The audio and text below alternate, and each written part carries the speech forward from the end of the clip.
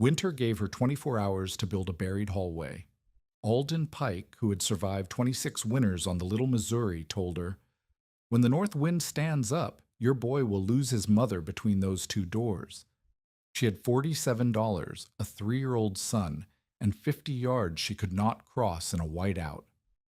On January 9th, 1887, the temperature dropped 40 degrees in 6 hours. But 4 months earlier, Marit Neschheim had never cut a trench deeper than her boot. She had arrived in the Badlands 4 summers earlier with a man who believed cattle money could turn poor people into landowners. Anders Neschheim had filed the claim in 1884, driven stakes into ground that crumbled like stale bread, and placed his buildings where summer made sense. The cabin near the spring, view the barn uphill near the haystack. Between them, 50 yards of open yard with no trees, no bluff, and no fence line solid enough to stop anything worse than a lost calf. Marit had not questioned the layout then. She had been 20 years old and still measuring Dakota by Wisconsin, where wind meant inconvenience rather than death.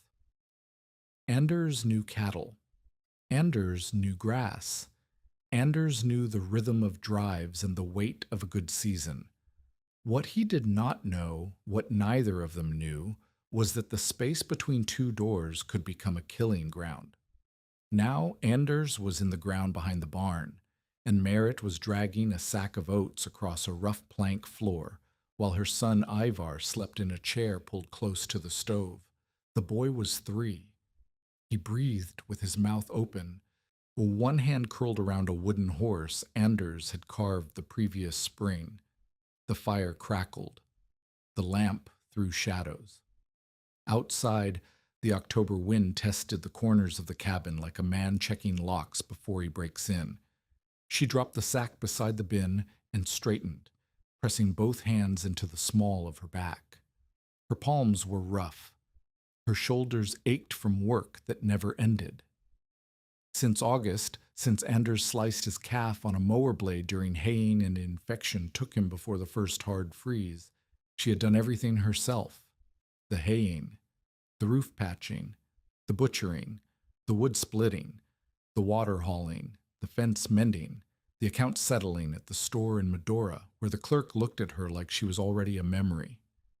$47 remained after flour, lamp oil, salt pork, and freight. The $47 for a woman alone, with 12 head of cattle, 2 draft mares, 160 acres she could not afford to lose, and a winter that men in town were already calling the worst in years. The grass had been poor all summer. The cattle had entered autumn thin. On the open range near Medora, herds that had once seemed like rivers of money now stood with their ribs showing, cropping ground that gave nothing back. The big outfits were worried. The small holders were terrified. And Marit Neschheim, widow, mother, owner of a claim that controlled a spring crossing somebody else wanted, was supposed to survive until spring on $47, and whatever she could carry between 2 buildings that stood 50 yards apart. She looked at Ivar. His chest rose and fell. The wooden horse dangled from fingers gone slack with sleep. The oats would need to be measured tomorrow. The cattle would need to be fed. The mares would need water broken from ice. The hay would need to be moved closer. The wood would need to be split. The snow would need to be cleared. And every single task that required the barn meant walking across that open yard with nothing between her body and the wind except whatever clothes she could pile on. Marit pulled the lamp closer to the window and looked out at the dark. The barn was a shape against stars. The yard was a void. How many times a day would she need to cross it? Twice for feeding, once for water, once for bedding, once for tool retrieval, once for checking stock in the night, 6 times minimum, more if something went wrong, more if an animal sickened. Does more if the weather turned truly violent and she needed to work fast to prevent disaster. 6 crossings, 50 yards each way, 600 yards of exposure per day. 3 miles of open-air walking per week, through wind, through snow, through temperatures that could kill a strong man between two doors. She thought of Anders. He had made that crossing every day for 2 years. In blizzards, he had tied a rope from the cabin post to the barn door and felt his way hand over hand through white blindness. It had worked. It had always worked. But Anders had not been carrying a child's survival on his shoulders. Anders had not been the only adult. Anders had not been responsible for keeping stock alive and a boy warm and a fire burning and a claim from slipping into someone else's hands. Anders had been one half of something that could absorb mistakes. Marit was the whole thing now. If she fell in the yard, no one would come looking until she was already frozen. The store in Medora sat at the edge of the rail line where cattle cars waited for herds that would not arrive until spring, if the herds survived at all. Inside, the air smelled of kerosene, tobacco, and old leather. The storekeeper, a narrow man named Bickford, weighed coffee beans with the careful attention of someone measuring out the exact portion of hope a widow could afford. Marit waited while he wrote figures in a ledger. Behind her, 2 men she did not know discussed the condition of the range in voices meant to carry. "Grass is shot," one said. 40% down from last year, maybe more. "Cattle are thin," the other agreed. "Come a hard winter. They'll die standing up." "Already started. Olson lost 4 head last week. Just found them down." The words landed like stones dropped into still water. Marit kept her face neutral. She had heard variations of this conversation every time she came to town. The range was dying. The cattle were dying. The whole open range system was dying, and everyone knew it, and no one knew what to do except wait and hope the winter would be merciful. But the winter would not be merciful. Marit had grown up in Wisconsin, where old-timers still talked about the blizzards of 57 and 64, about cold so deep it cracked the heartwood of oaks, about snow that buried entire towns and left whole families frozen in their beds. Wisconsin was gentle country compared to this. Wisconsin had trees. Wisconsin had neighbors within shouting distance. Wisconsin had help. Here there was nothing but sky and distance, and the certain knowledge that when the worst came, you either had what you needed or you died. "Neshim place," Bickford said, looking up from his ledger. "You still running 12 head?" 12 head, Marit confirmed. 2 mares. "That's a lot of feeding for 1 pair of hands." "I am aware." Bickford sucked his teeth. He glanced at the 2 men behind her, then back at Marit. "Anders built that barn uphill from the house, didn't he? Good for summer drainage. Hard crossing in a blow." Marit did not respond. She knew where this was leading. "Woman alone with a boy," Bickford continued. "Cattle need feeding twice a day minimum. Snow gets deep enough. You can't even see the barn from the porch. Wind gets hard enough. You can't cross the yard without a rope. And even with a rope," he shrugged. "Rope doesn't carry hay. Rope doesn't haul water. Rope just tells you where the door is while you're fighting to reach it." "I know what a rope does." "I'm sure you do." Bickford closed the ledger. "I'm just saying, there's men in town who'd take that stock off your hands at fair price. Better than losing them come January. And the claim? Claim's yours legal. But a claim without stock is just dirt. Dirt doesn't milk. Dirt doesn't pull a plow. Dirt doesn't breed calves you can sell in 3 years. He paused. "Your husband had plans. Plans take money. Money comes from cattle. You see where I'm going with this?" Marit saw exactly where he was going. The same place everyone went when they looked at her. The same calculation every man in Medora made when they saw a widow with good water rights and no obvious means of holding on. She was supposed to fail. She was supposed to sell. She was supposed to understand that a woman alone could not do what a man alone could barely do. "I will need 30 pounds of flour," she said. 10 pounds of salt, 2 gallons of lamp oil, and whatever credit you can extend against spring calving. Bickford blinked. Credit? I have $47. That will cover what I just asked for. The credit is for what I will need in February when the worst is past and the calves are coming. She held his gaze. You extended credit to my husband for 3 seasons. I expect the same consideration. The silence stretched. Behind her, the two men had stopped talking. She could feel them watching, where the whole weight of the room pressed against her back like a physical thing. Finally, Bickford nodded. Small amounts. Smaller than Anders got. You understand? I understand. She paid for her goods, loaded them into the wagon, and drove out of Medora without looking back. The road climbed toward the bluffs. The little Missouri wound through the breaks below, brown and low in its autumn banks. The cattle were out there somewhere, grazing on grass that could not sustain them, burning fat they could not afford to lose. Mart's hands were steady on the reins, her jaw was set. But beneath the surface, beneath the face, she showed to storekeepers and gossips and men who measured her by what she lacked rather than what she carried.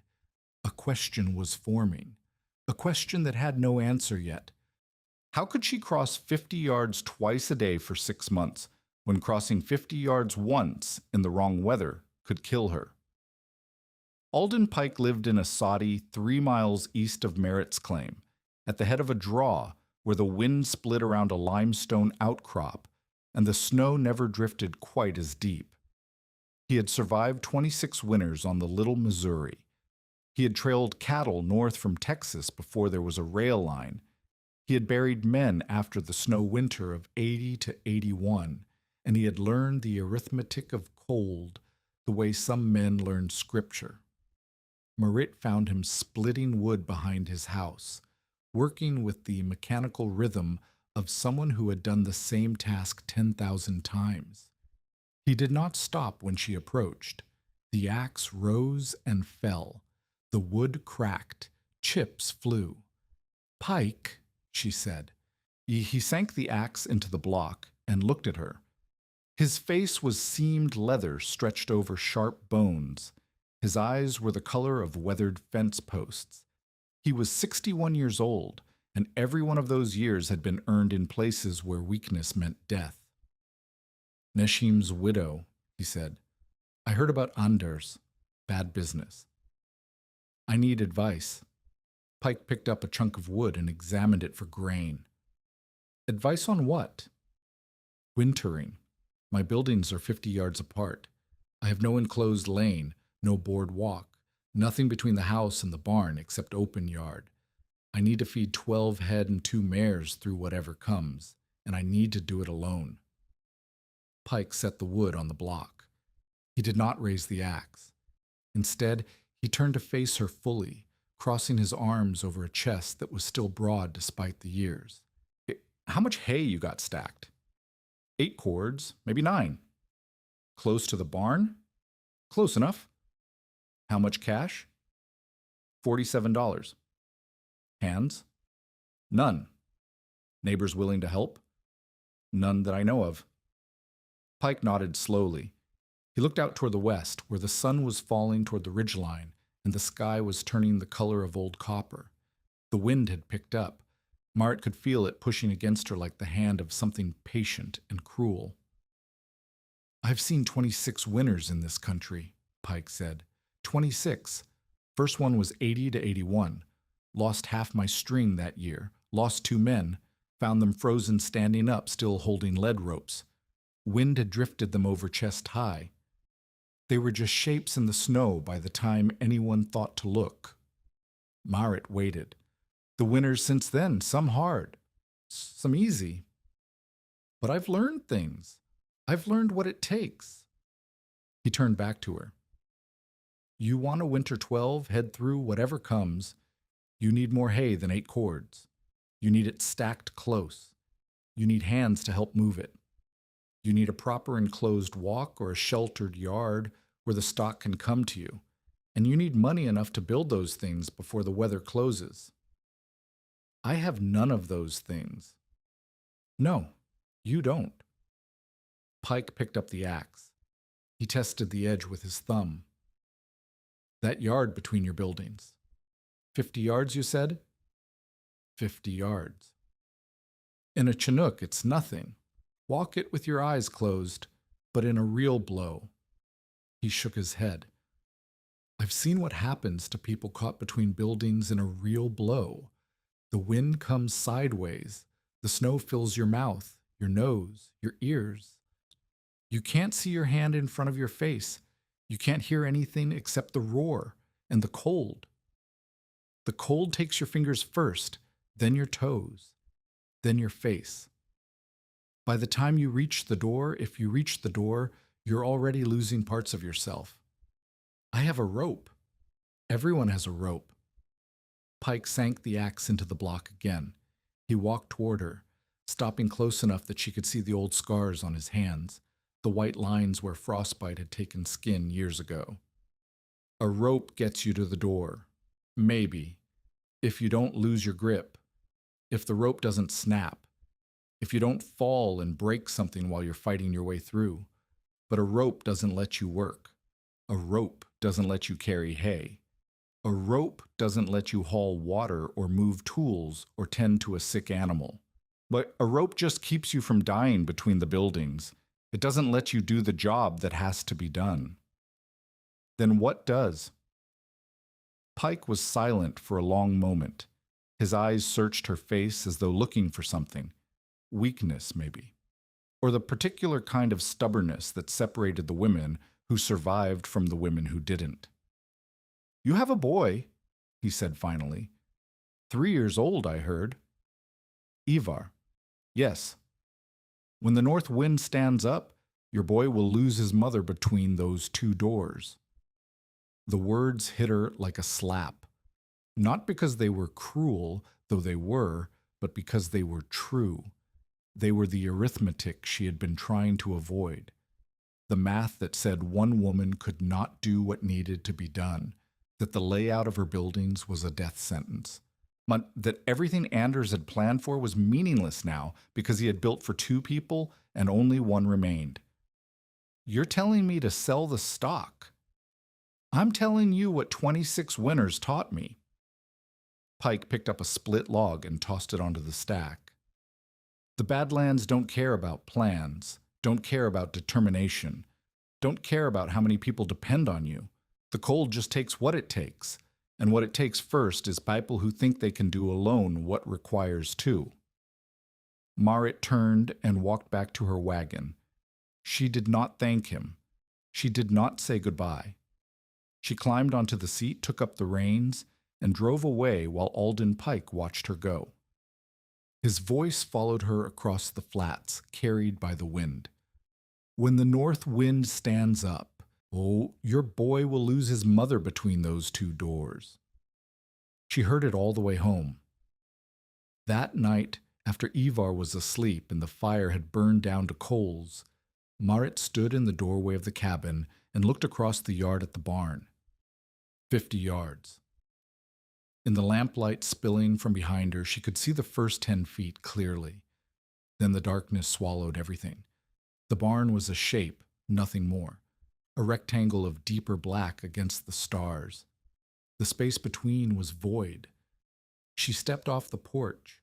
The ground was hard under her boots. The frost had come early this year, and the soil had the brittle quality of something that might crack if struck. She walked slowly, counting paces. 1, 2, 3. At 15 paces, she stopped and looked back. The cabin was still visible, the lamp in the window a small yellow star. Bon, she turned and kept walking. 20 paces, 25. At 30, the darkness had closed in completely. The cabin light was a pinprick. The barn was still somewhere ahead, but she could not see it. She was standing in the middle of the yard, halfway between safety and safety, with nothing around her except cold air and the whisper of wind. This was the space that would kill her. Not the cold itself, not the snow itself, Not even the wind itself, but this space, this 50 yards of exposure, this gap between two doors that Anders had never thought to close, because in summer it didn't matter, and in winter he had assumed they would both be there to manage it. Marit closed her eyes. She listened to the wind.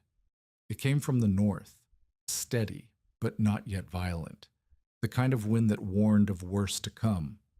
In a few weeks, maybe a month, whereas that wind would be carrying snow sideways at 40 miles an hour.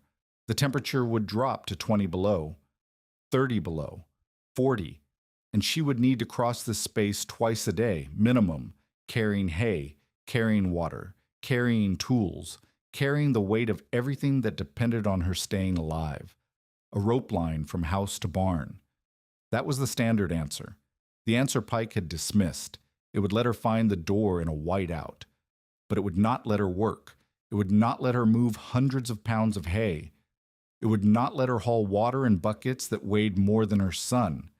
It would not let her do anything except survive the crossing itself, and even that wasn't guaranteed. She opened her eyes. The barn was still invisible. The cabin light was still behind her. She was standing in the killing space, and she had no answer. A boardwalk, an enclosed lane, a covered passage between the buildings. These were the solutions she had heard men discuss in Medora, the improvements that separated a properly designed winter place from a death trap. But a boardwalk required lumber she could not buy and labor she could not hire.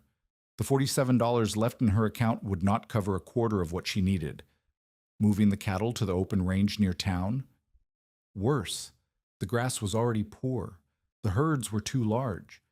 The snow crusts would lock forage away, and cattle that could not reach grass would stand and starve, or stand and freeze, or both. Bringing the cattle close to the cabin? Impossible.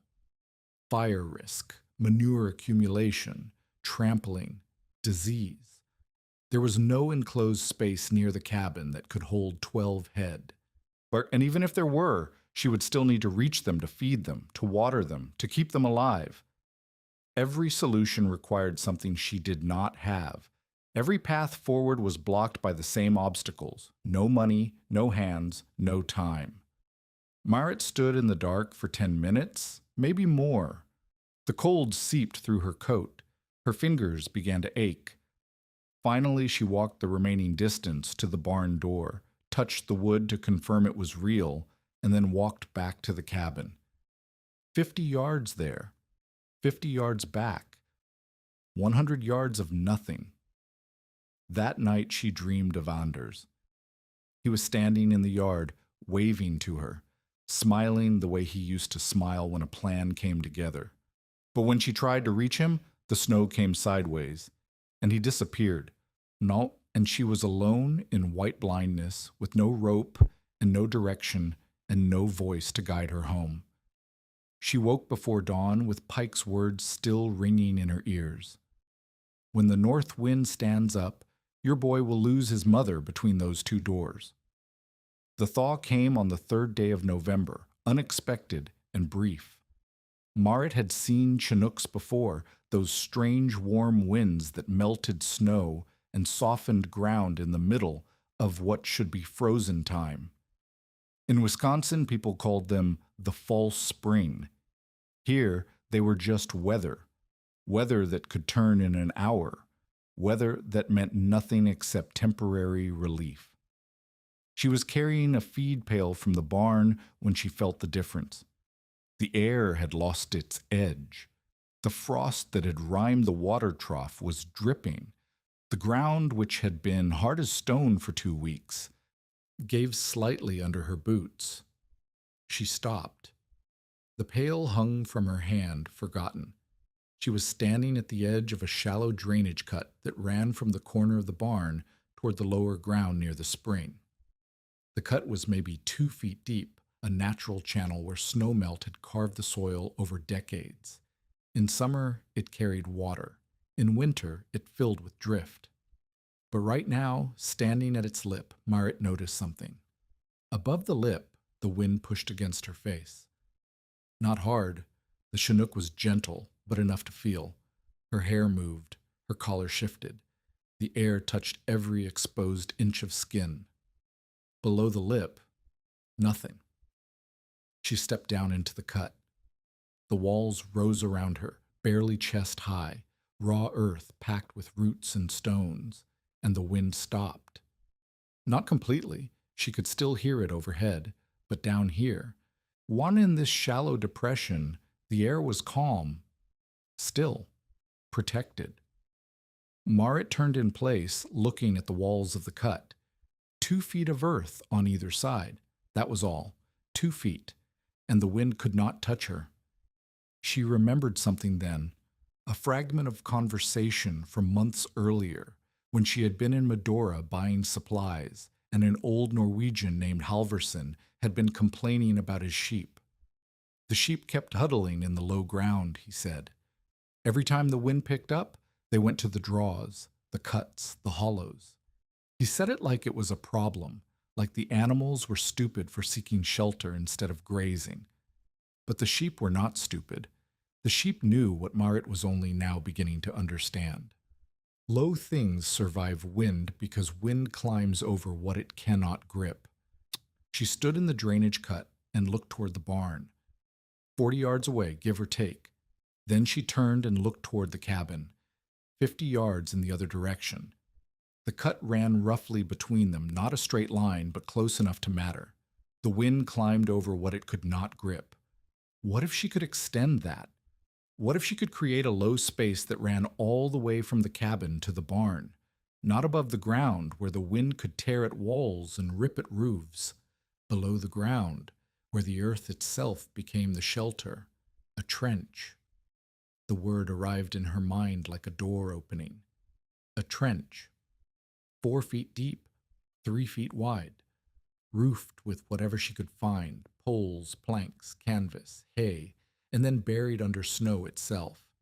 The storm would not fight the structure. The storm would bury it. And beneath the burial, beneath the drift that everyone else cursed and feared, there would be a path from door to door, a path that did not require her to fight the wind, a path that let her work. Marit climbed out of the drainage cut and walked to the barn. She found a measuring string that Anders had used for fence work. She found 2 stakes. She walked to the cabin threshold and drove in the first stake. Then she walked to the barn threshold and drove in the second. She stretched the string between them. 50 yards, straight line. She stood at the midpoint and looked both directions. The string ran across the yard like a scar waiting to be opened. If she dug along that line, dug a proper trench, 4 feet down, but 3 feet wide, and if she roofed it with whatever she had, and if she buried the roof under earth and hay until the snow came and buried it deeper, the idea was insane. She had never dug a trench longer than a fence post hole. She had no labor except her own 2 hands and whatever work she could coax from the mares. She had no lumber for a proper roof, no canvas large enough to span the gap, no certainty that anything she built would hold under the weight of snow and the pressure of wind, and the thaw would not last. Maybe a day, maybe 2. Then the ground would freeze solid again and digging would become impossible. The idea was insane, but the alternative was Alden Pike's verdict. The alternative was standing in the yard when the north wind stood up and losing her life somewhere between 2 doors. Marit walked back to the cabin and looked at her son through the window. Ivar was playing with his wooden horse, making it gallop across the floor. He did not know that his mother was outside measuring death. He did not know that the space between his world and his survival was 50 yards of nothing. She would dig. She would dig because there was no other option, because the conventional solutions required things she did not have, because the men in Medora expected her to sell or die, and she refused to do either, because Alden Pike had told her the truth, the cold truth, the arithmetic truth, and the only way to argue with arithmetic was to change the numbers. The storm wanted the space between the doors. She would give it the space above the doors instead. Knut Espeland found her the next morning, staking the line. So he was a neighboring homesteader, early 30s, with a wife and 2 sons, and a claim that touched Maritz on the southern edge. He was not an unkind man. He had brought meat when Anders died, and his wife had come with bread and the particular silence of women who know what widowhood means. But he was a practical man, and practical men did not understand what Marit was planning. Neschheim, he said, reining his horse at the edge of the yard. What are you doing? Marit drove another stake into the soft ground. The string stretched behind her, marking the line she had measured the day before. Diggin'. Diggin' what? A trench, from the cabin to the barn. Knut was silent for a moment. His horse shifted, breath steaming. A trench, he repeated. 4 feet deep, 3 feet wide, roofed and buried. Buried. Under snow. When the storm comes, it will drift over. The snow becomes the roof.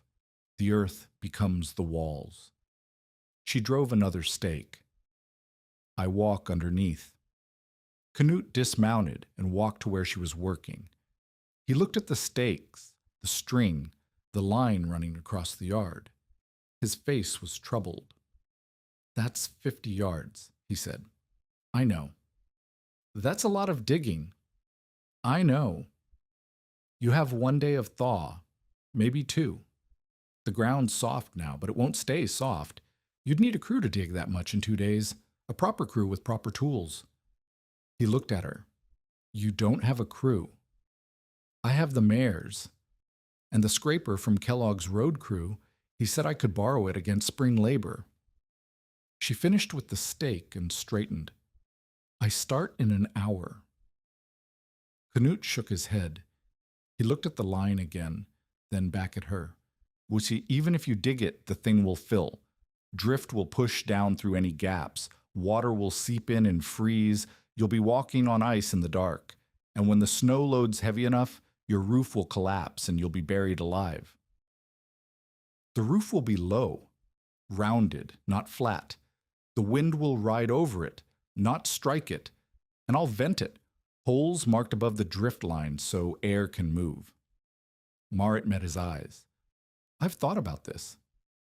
Have you thought about what happens if you're wrong? If I'm wrong, I die. If I do nothing, I also die. She picked up her stakes and measuring string. At least this way I die building something. Knut stood there for a long moment, working his jaw like he was chewing on words he could not quite swallow.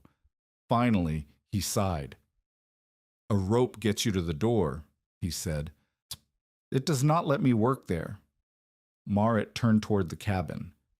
I need to work there, so I build something that lets me work. She walked away before he could argue further. Behind her, she heard him mount his horse and ride off. He would tell others. By afternoon, everyone within 10 miles would know that Anders Neschheim's widow had finally lost her mind. Let them know. Let them laugh. When the storm came, she would be the one still walking. The Fresno scraper was a brutal tool, and Marit had never used one before. It was a metal bowl with handles and a blade, designed to be dragged behind horses so it could shave soil from high ground and dump it in low ground. Road crews used them to grade paths through the prairie. Ranchers used them to dig stock tanks. And now Marit Neschheim was using one to dig a grave-shaped trench across her yard, while the thaw held and the town watched and the clock ticked toward winter. She hitched the mares, 2 stolid animals named Frost and Timber, to the scraper at first light. The metal gleamed dull silver in the morning sun. The handles were worn smooth by other hands. She had spent an hour the night before studying how the blade worked, how to angle it, how to control the depth. Now she stood at the cabin threshold with the reins in her hands and the first stake directly ahead. All right, she said to the horses. Let's see what we can do. The mares leaned into the harness. The scraper bit into the soft earth, and Marit began to dig. The first pass was shallow, maybe 3 inches. The blade skidded over roots, caught on stones, wove through soil to the side in ragged clumps. She adjusted the angle, leaned harder on the handles, and made a second pass. 4 inches, then 5. The trench was beginning to take shape, a dark line in the gray-brown yard. By noon, she had opened 18 yards. The sun was high and the air was warm, warm enough that she had stripped to her shirt sleeves, warm enough that sweat ran down her back and her hair stuck to her forehead. The mares were lathered. The scraper was caked with mud, and Marit's shoulders burned with a deep, grinding pain that she knew would only get worse.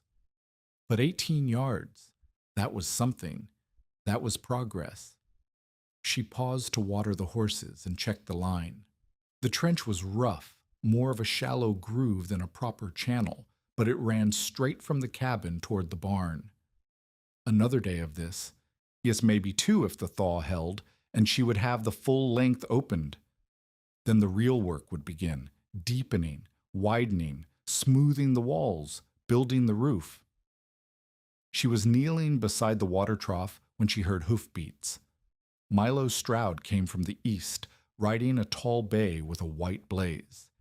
He was the foreman for the Bar Circle, a big outfit that grazed cattle on leased ground north of the river. He was also the man who had made 3 separate offers on Marit's spring crossing since Anders died, each one lower than the last. He reined in at the edge of the yard and looked at what she was doing. "Neschheim," he said, "heard you were digging something." Marit stood. She wiped her hands on her trousers and met his gaze. "News travels fast. Small country." Stroud leaned forward in his saddle, studying the line of stakes. Was the fresh-turned earth, the scraper still hitched to the lathered mares? "That's a lot of ground to move for a woman alone." "I'm managing. I can see that." He smiled, but it was the kind of smile that had edges. "What exactly are you building? Some kind of ditch? Storm drain?" "A covered passage from the house to the barn." "Covered?" The smile widened. "With what? Canvas? Hay?" "Whatever holds. Earth, snow. The storm buries it when it comes." Stroud laughed. It was a genuine laugh, not mocking, or not entirely mocking. More the laugh of a man who has heard something so unexpected that he cannot quite believe it. He shook his head and looked at the trench again. "Dig all you like," he said. "One good blow and that rag roof will be in Dickinson by morning." Marit did not answer. She picked up the reins and turned back to the mares. "I'm just saying," Stroud continued, his voice following her across the yard, "there's easier ways. I could take those cattle off your hands today. Fair price. Better than whatever you'd get in spring after they've starved half to death." He paused. "And the claim, well, you'd have cash. Start fresh somewhere, town maybe. Place with neighbors." "My neighbors are fine." "Your neighbors think you're crazy." Stroud's voice hardened slightly. "Whole town's talking. Anders' widow out there digging a ditch, thinking she can fight winter with a shovel. They're laying bets on how long the roof holds." He paused. "I've got money on 3 days. One good blow, 3 days, and that whole mess fills with snow. You'll be worse off than when you started." Marit finished adjusting the harness. Or she did not turn around. "Is there something else?" "Just business." She heard his horse shift. "When the ditch fails and the stock starts dying, you'll want to sell quick before they lose more value. I'll be around. Price goes down every week you wait." He paused again. "Your husband had plans, good plans. Shame to see them go to waste because his widow won't see sense." Now Marit turned. She looked at Milo Stroud on his tall horse.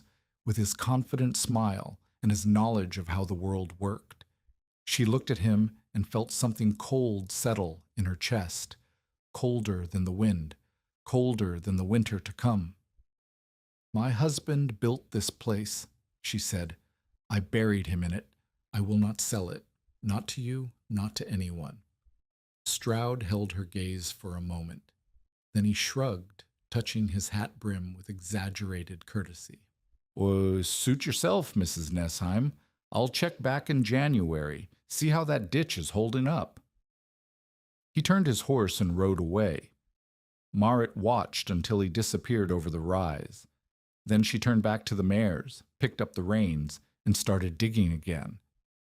The sun was beginning to fall. The thaw would not last forever. And somewhere out there on the northern horizon, the real winter was gathering itself for the kill. By dusk, she had opened over 30 yards. Her shoulders were screaming. Her palms had blistered, torn, and blistered again. The mares were stumbling with exhaustion, and the scraper had thrown its blade twice on frozen seams that the thaw had not reached. But 30 yards of rough trench, cutting across the yard like a wound that would become a shelter. 20 more to go. She unhitched the mares and led them to the barn. Her hands shook as she worked the harness buckles. When Frost nickered and pressed a soft nose against her shoulder, she stood for a moment with her forehead against the horse's neck, breathing in the smell of sweat and hay and animal warmth.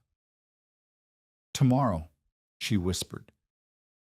"We finish tomorrow." She fed the cattle, 12 head shuffling toward the hay she forked down from the loft. She fed the mares. She checked the water, which was still liquid in the trough, but would freeze solid the moment the thaw ended. She did everything she had always done, the rhythm of work that had become her entire life since August. Then she walked back to the cabin. The trench was a shadow in the darkening yard, 30 yards of it anyway. Raw earth, rough cut, waiting for the work that would make it usable. Tomorrow she would finish the length. The day after that, if the thaw held, she would start deepening, widening, shaping. And then the roof. The roof that Milo Stroud said would be in Dickinson by morning. She stepped over the edge and into the trench.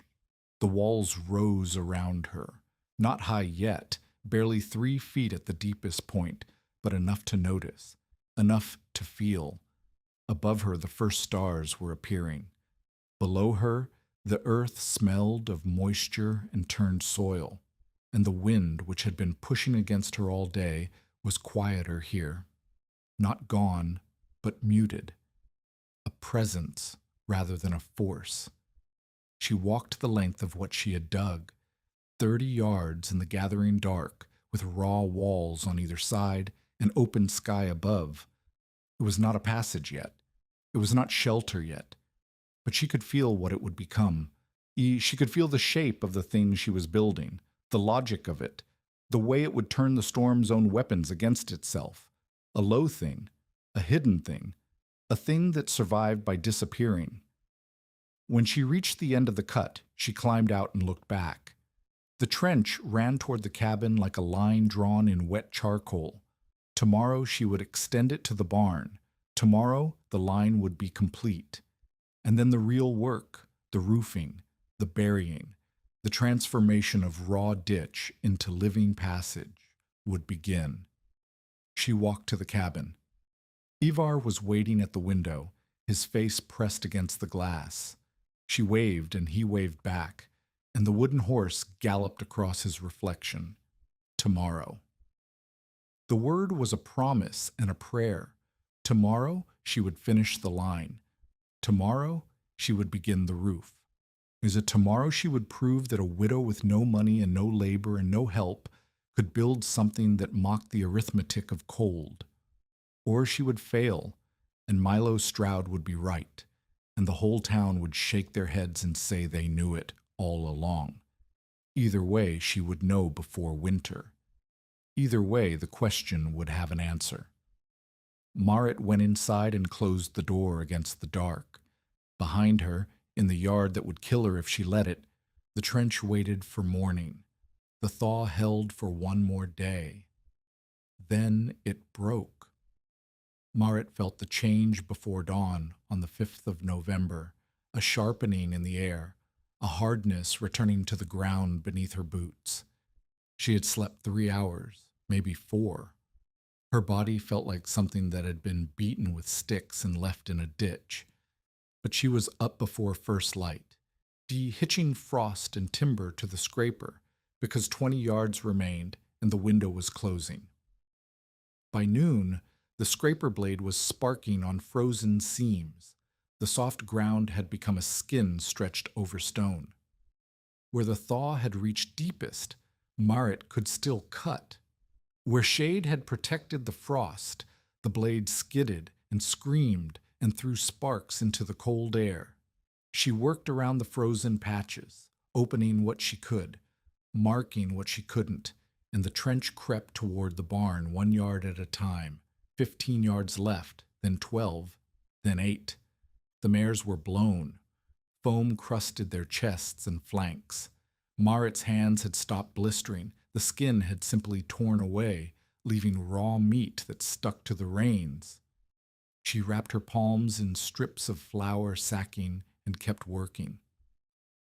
By mid-afternoon, here's the scraper hit a frozen seam that would not move.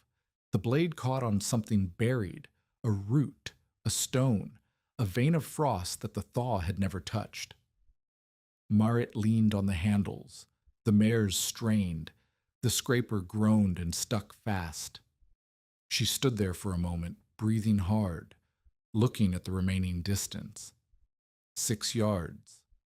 6 yards of frozen ground between the end of her trench and the barn door. The scraper would not cut it. The mattock might, if she had the strength left to swing it. But the mattock would take hours. Hours she did not have. The sky was changing. The yellow light that had softened the past 2 days was hardening into something brittle and bright. The wind had shifted north, and Marit could feel, in her bones and her blood and the ache behind her eyes, that the thaw was finished. She unhitched the mares and let them rest. Then she picked up the mattock. 6 yards, 18 feet, 216 inches of frozen ground. She started swinging. The woman appeared at the edge of the yard just before dusk. Marit did not see her at first. She was 3 feet down in the trench, chopping at frozen soil with the mattock, her shoulders screaming with every stroke. The light was failing, the cold was deepening, and she was still 4 yards short of the barn. "You're cutting too steep," the voice came from above.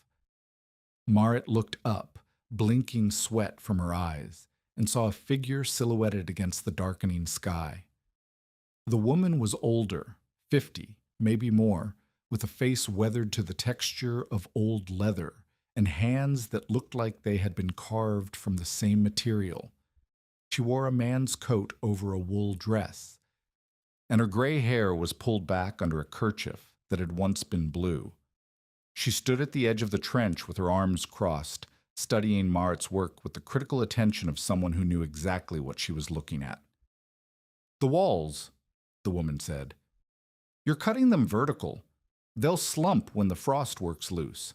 Cut them at an angle, wider at the top, narrower at the bottom. The slope holds better." Marit straightened slowly, her back protesting every inch. "Who are you?" "Beret Kvame. I have a place down the draw, 3 miles south." She nodded toward the trench. "I saw your stakes yesterday. Came to see what kind of fool was digging a ditch in November." "And?" Beret's mouth twitched, not quite a smile, but something close. "Not a fool. The line is straight. The width is consistent. And the idea—" She looked toward the cabin, then back toward the barn. "The idea is sound.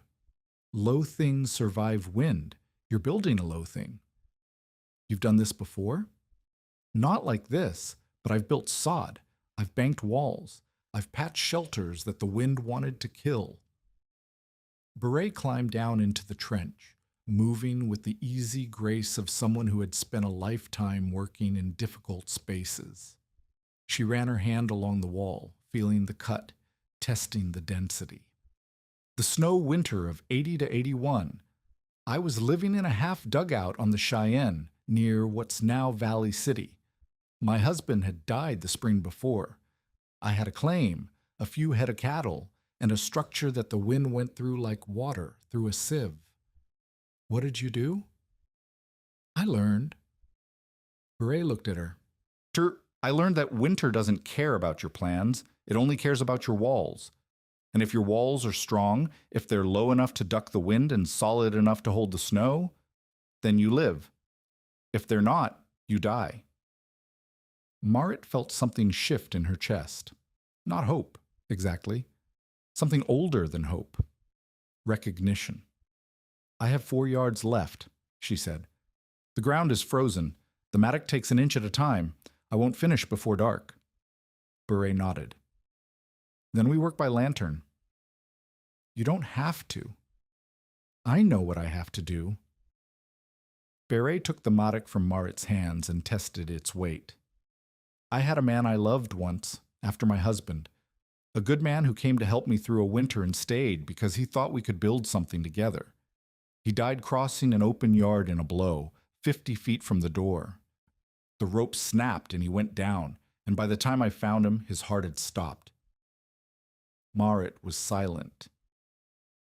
I won't watch another woman lose herself in an open yard, not when she's smart enough to build something that might actually work. Beret raised the mattock. Now, show me where the line ends. We finish tonight. They worked by lantern light until nearly midnight. Beret's hands were as rough as Marit's, but her technique was better. She showed Marit how to read the frost, where it ran deep, where it was only surface, and how to work around the hard seams instead of fighting through them. They took turns with the mattock and the spade, one swinging while the other cleared the loose soil, and the trench crept forward 1 brutal inch at a time. At 11, Marit's spade struck the foundation log of the barn. She stood there for a moment, breathing hard, looking at the raw earth wall and the dark wood of the building she had been trying to reach for 2 days. The trench ran behind her, 50 yards of cut ground, 4 feet deep at the shallowest point, connecting the cabin threshold to the barn threshold. The line was complete. Beret climbed out of the trench and stood beside her. The lantern threw long shadows across the yard. The stars were hard and bright overhead, and the wind had the knife edge that meant true cold was coming. Tomorrow we roof it, Beret said. I don't have enough lumber. You have poles. You have planks, some anyway. You have canvas and grain sacking and hay. Beret looked at the trench, then at Marit. A roof doesn't have to be pretty. It just has to hold until the snow buries it. After that, the snow is the roof. And if the snow crushes it, then you die. Beret's voice was a matter of fact. But you die trying something, not waiting for something. There's a difference. They walked back to the cabin together. Ivar was asleep in his chair by the stove. The wooden horse clutched to his chest. Marit covered him with a blanket and turned to offer Beret food, shelter, something, but the older woman was already pulling on her coat.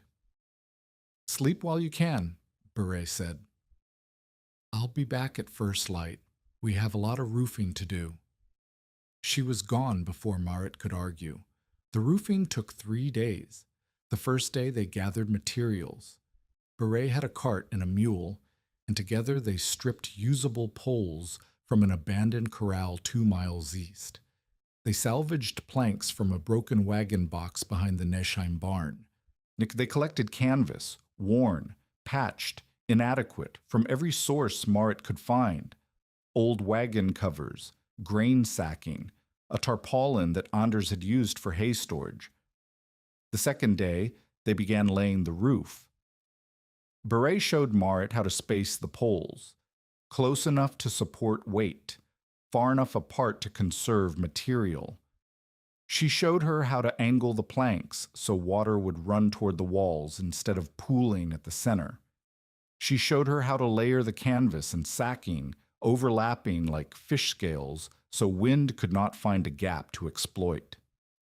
Keep it low, Beret said again and again. Lower than you think, lower than feels right. The wind wants to get under things. If there's nothing to get under, the wind goes over. By the end of the second day, half the trench was roofed. The third day brought a visitor. So Alden Pike rode up just after noon, when Marit and Beret were laying the final spans. He sat on his horse at the edge of the yard and watched them work for a long moment. Then he dismounted and walked to the edge of the trench.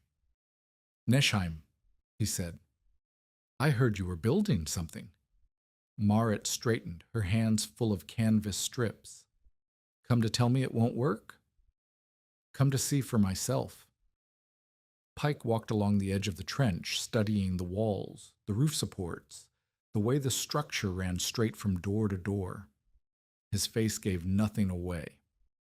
4 feet deep, 4 at the shallowest, 5 in the middle. Roofed with what? Poles, planks, canvas, hay, earth on top of that, snow on top of everything when it comes. Pike nodded slowly. He crouched and peered into the trench, then stood and looked toward the barn. "Vents?" 4, marked with willow poles above the drift line. "Who taught you that?" Beret climbed out of the trench, brushing dirt from her sleeves. "I did." Pike looked at her. Something passed between them, recognition maybe, or the acknowledgement of people who had both survived things that killed others. "Kvami," he said. "I remember you. The Cheyenne, wasn't it? After the snow winter." "After," Beret confirmed. Pike was silent for a moment. Then he reached into his saddlebag and pulled out a small keg, the kind used for nails or hardware. He set it on the ground at the edge of the trench. "Square nails," he said, "for the roof joints. Borrowed them from Haskell's store. He'll put them on my account." He looked at Marit. "I still think the north wind will kill you between those 2 doors. But if it doesn't, if this thing holds—" He shook his head. "I've never seen anyone try something like this.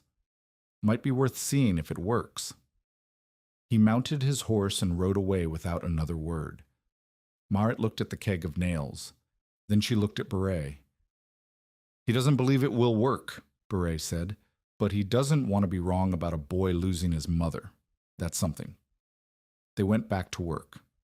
The roof was finished on November 12th. Marit stood at the cabin threshold and looked down the length of the passage for the first time. The structure ran straight toward the barn, a low tunnel of poles and canvas and earth disappearing into shadow. Above it, the prairie stretched flat and exposed.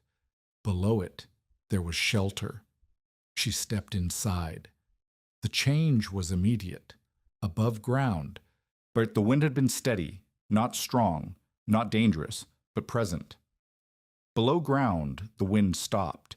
Not completely, she could hear it moving overhead, a distant whisper, but down here, in the trench, the air was still. Calm. Quiet. She walked the full length. The walls rose around her, raw earth packed with roots and stones. The roof was low. She had to bend slightly in places, but solid. The canvas stretched between the poles like skin, patched and layered and imperfect, but continuous. Light came through the gaps in thin lines, enough to see by. At the barn end, she lifted the canvas flap and stepped out.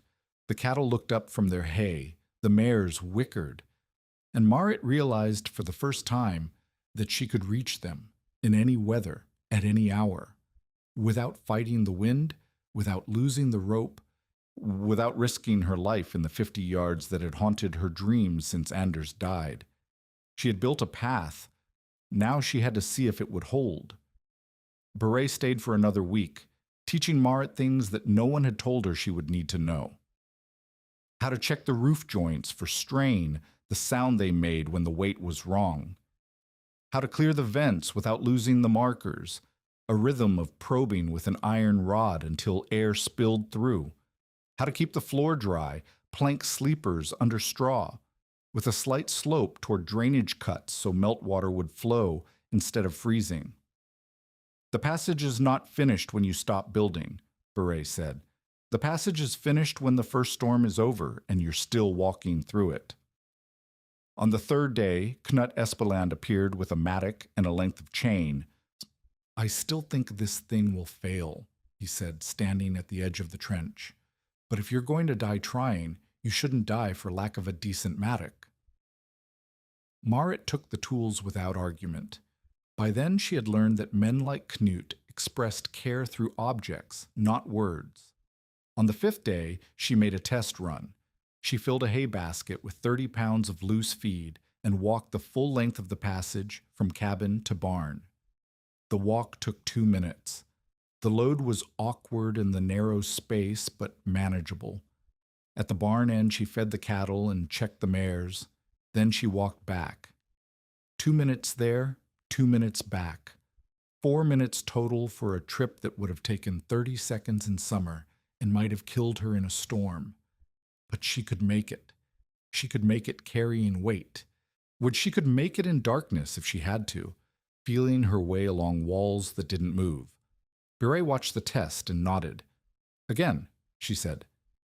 With a lantern this time, and time yourself. Marit made the trip 12 times that day. Each time, Beret noted something, a place where the roof sagged, a joint that creaked, a section of wall that was already beginning to slump. They fixed what they could. They marked what they couldn't. And when darkness fell, Marit knew the passage better than she knew her own cabin. The storm will teach you the rest, Beret said. Every passage is different. Every storm is different. You'll learn what this one needs when the wind tells you. November turned to December. December ground toward Christmas. The cold deepened in waves, each wave harder than the last. The thermometer nailed to the barn door dropped from 20 above to 10, then to 0, then below.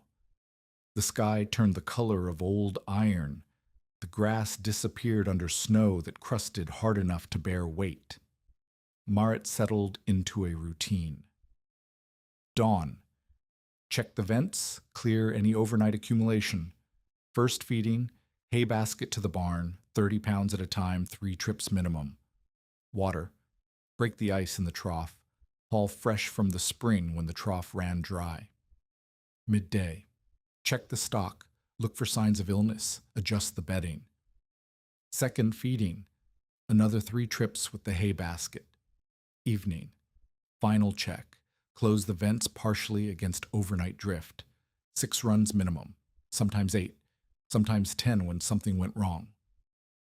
The passage held. The roof creaked in high winds but did not collapse. The walls slumped in places but did not cave. The vents clogged with drift, but Marit learned to clear them with the iron rod, probing upward until she felt the resistance give and air rushed in. Beret came every few days to check her progress. They adjusted the drainage cuts. They reinforced a sagging span near the midpoint. They added more earth to sections where the wind had scoured the covering thin. You're learning, Beret said, learning faster than most. The skeptics were quieter now, but not silent. Knut Espeland visited twice, watching Marit emerge from the passage with hay on her shoulders, and said nothing. Alden Pike sent word through a neighbor that he wanted to see the structure survive January before he admitted anything. Milo Stroud did not visit at all. But Marit heard through the Medora gossip that he was telling people the passage would collapse the moment a real storm hit. Ditch won't hold, he was saying. 1 real blow, and she's done. The boy will be an orphan by spring. Marit kept working, January arrived like a door slamming. The first week brought snow, not the killing snow, not yet, but enough to test the passage daily. Marit cleared drifts each morning, reinforced the vents, and watched the sky with the nervous attention of someone waiting for a sentence to be carried out. The 8th of January was warm, strangely warm. A Chinook blew in from the west, and the temperature climbed to nearly 40 degrees. The snow softened. Water ran in the drainage cuts. Marit's boots squelched in mud that had been frozen solid the day before. That night she could not sleep. See, the barometer was falling. Not slowly, not steadily. Falling like something dropped from a height. The air had the charged quality that came before violence, and the cattle were restless, bawling in the barn, pressing against each other as though trying to climb inside the same skin. Marit stood in the doorway of the cabin and watched the sky. Stars were visible, but not for long. A darkness was building in the north, not clouds exactly, but an absence of light, a wall of nothing eating the horizon. She went to Ivar's bed and woke him gently. "Mama?" His voice was thick with sleep. "I need you to stay in bed today, little one. Stay warm. Stay under the blankets. Can you do that?" He nodded, not really awake, and she kissed his forehead and pulled the quilt higher. And then she dressed in every layer she owned and went to check the passage. The storm hit on January 9th at noon. The Chinook had broken by mid-morning, the warm air retreating south like a tide going out. The temperature had dropped 20 degrees by 11 o'clock. By noon, it had dropped 40. Marit was in the barn when the wind arrived. She heard it first, a sound like a freight train growing from nothing to everything in the space of a breath. Then she felt it. The barn walls shuddered. The cattle screamed. And outside, through the gaps in the boards, she saw the world disappear. The snow came sideways, not falling, flying, driven by wind that must have been 50 miles an hour, maybe more. The visibility dropped to nothing. One moment she could see the yard. The next, there was only white, churning white, violent white, white that filled every gap and crack and opening. She stood at the barn door and looked toward the cabin. It was gone. 50 yards away, her home had vanished. Her son had vanished. Everything except the immediate wall of snow had ceased to exist. For one terrible moment, Marit understood what Alden Pike had meant. This was how people died.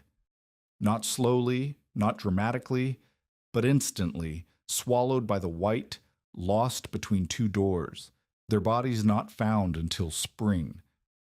Then she remembered the passage. She pulled the canvas flap aside and stepped down into the trench. The sound changed immediately. The roar of the wind became a muffled pressure, still present but no longer overwhelming. The snow stopped hitting her face. The air, while cold, was not the knife-edge killing cold of the surface. She walked. The passage was dark, darker than she expected, the gaps in the roof already filling with driven snow. She had a lantern, but her hands were shaking too badly to light it. So she walked in near blindness, one hand on the wall, counting steps. 20 steps. 40. 60. Her foot hit the bottom of the entrance ramp. She climbed, lifted the flap, and stumbled into the cabin. Ivar was where she had left him, blankets pulled to his chin, eyes wide with fear. The wind howled around the corners of the building, and the walls creaked, and somewhere outside something was breaking, a fence post maybe, or a shutter torn loose. "Mama!" Ivar reached for her, and she gathered him in her arms. "I'm here. I'm here. The passage works. We're going to be all right." The first night was the worst. When the temperature dropped to 22 degrees below zero by midnight, the wind did not stop. It shifted, probed, attacked from different angles like something alive trying to find a weakness. The cabin groaned. The fire burned through wood faster than Marit had calculated, and she had to ration the fuel to make it last. At 2 in the morning, Ivar started coughing.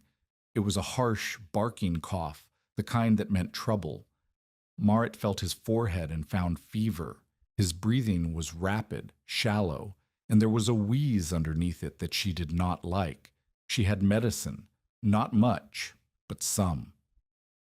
Willow bark tea for fever, a poultice that Beret had left, for chest complaints, hot water with honey when there was honey. But the treatment would not help if she could not keep the fire burning, and the fire would not keep burning without more wood. The wood was in the barn. Marit looked at the door, then at her son. The cabin was not well provisioned for a siege. Anders had always kept fuel in both buildings, shuttling back and forth as needed. She had not thought to move more wood inside before the storm hit. She had to make a run. The passage waited in the dark, 4 feet below the killing wind. Marit dressed, wrapping every inch of exposed skin, and kissed Ivar's hot forehead. "I'll be back," she said. "Stay under the blankets." She stepped into the passage and walked. The second run was worse than the first. Snow had drifted through gaps in the roof, not deep yet, but enough to make the footing treacherous. In places, the passage had narrowed as walls slumped inward under the weight of accumulating drift, where the air was close, stale, and cold. But she reached the barn. The cattle were wild-eyed, pressed together in the corner farthest from the wind. The mares stood with their rumps to the wall, ears flat, breathing steam. Marit loaded her arms with firewood as much as she could carry and made her way back. 3 trips that first night. 3 trips through darkness and pressure and close air, carrying fuel while her son coughed in the cabin and the storm screamed overhead. By dawn, she had enough wood for 2 days. By noon, one of the vents had vanished. The buried vent was in the middle of the passage, near the deepest section. Marit discovered it on her 4th run, when the air turned thick and her lungs began to strain. She stopped, gasping, and realized that she could not feel any movement, no flow, no draft, nothing. For us, the passage had become a sealed tube. Panic came first. The walls were close. The darkness was total. And somewhere above her, under feet of drift, the vent that should have been letting air in and out had been swallowed by snow. Then training took over. Beret's voice in her head. Never trust a sealed passage. Keep the vents clear. Mark them above the drift line. Marit had an iron rod. She had marked the vent locations with willow poles. The poles should still be visible above the snow. Should be, unless the drift was deeper than she had imagined. She found the center point of the passage by counting steps, then reached up with the rod. Solid resistance. Packed snow. No give at all. She started pushing. The rod was 3 feet long. She had to hold it high, driving upward with her arms extended. Wife feeling the snow compact and given compact again. 1 inch, 2. The sweat was freezing on her face. Her arms were burning, and still the rod met resistance. Then, suddenly, it broke through. Air rushed in, cold, fresh, violent. Snow spilled down around her head and shoulders. The pressure in the passage released like a cork from a bottle, and Marit stood there gasping, covered in snow, with the iron rod still raised above her head. The vent was clear. She marked the spot by feel, a strip of cloth tied around a roof pole, and kept walking. Beret arrived on the 2nd day. How she crossed the distance from her claim to Marit's, through wind and drift and killing cold, Marit never fully understood. But at mid-morning, when Marit emerged from the passage for her first feeding run of the day, there was Beret at the barn door, court covered in snow, her face raw with frostbite, her eyes bright with something that might have been triumph or might have been madness. "Your vents are too short," Beret said. "I could barely find them. We need to add extensions." "How did you—" "I followed the draw, stayed low, used the cuts." Beret stamped snow from her boots and looked toward the cabin. "The boy?" "Fever. Coughing." "Show me." They went through the passage together, Beret studying the walls, the roof, the drainage, the airflow, noting everything that needed attention. At the cabin, she examined Ivar with the practiced efficiency of someone who had seen childhood illness before. "Croup," she said. "Keep him warm. Keep him hydrated. Keep the air moist if you can. Boil water. Hang wet cloths. He's strong. He'll fight it." "And if he doesn't?" Beret met her eyes. "Then you bury him next to his father. But you don't think about that now. Now you keep moving. Now you keep the fire burning and the cattle fed and the passage open. That's all you can do. That's all anyone can do." She stayed. The storm settled into a siege. The initial blow eased after 3 days, but the cold remained, brutal, relentless, patient. The temperature climbed to 0, then fell again to 20 below, then climbed, then fell. The wind came in waves, sometimes howling, sometimes merely moaning, never truly stopping. Marit found a rhythm. Dawn. Check Ivar, check the fire, check the vents, clear any overnight accumulation. First feeding, hay basket through the passage, 30 pounds at a time. The cattle had to eat.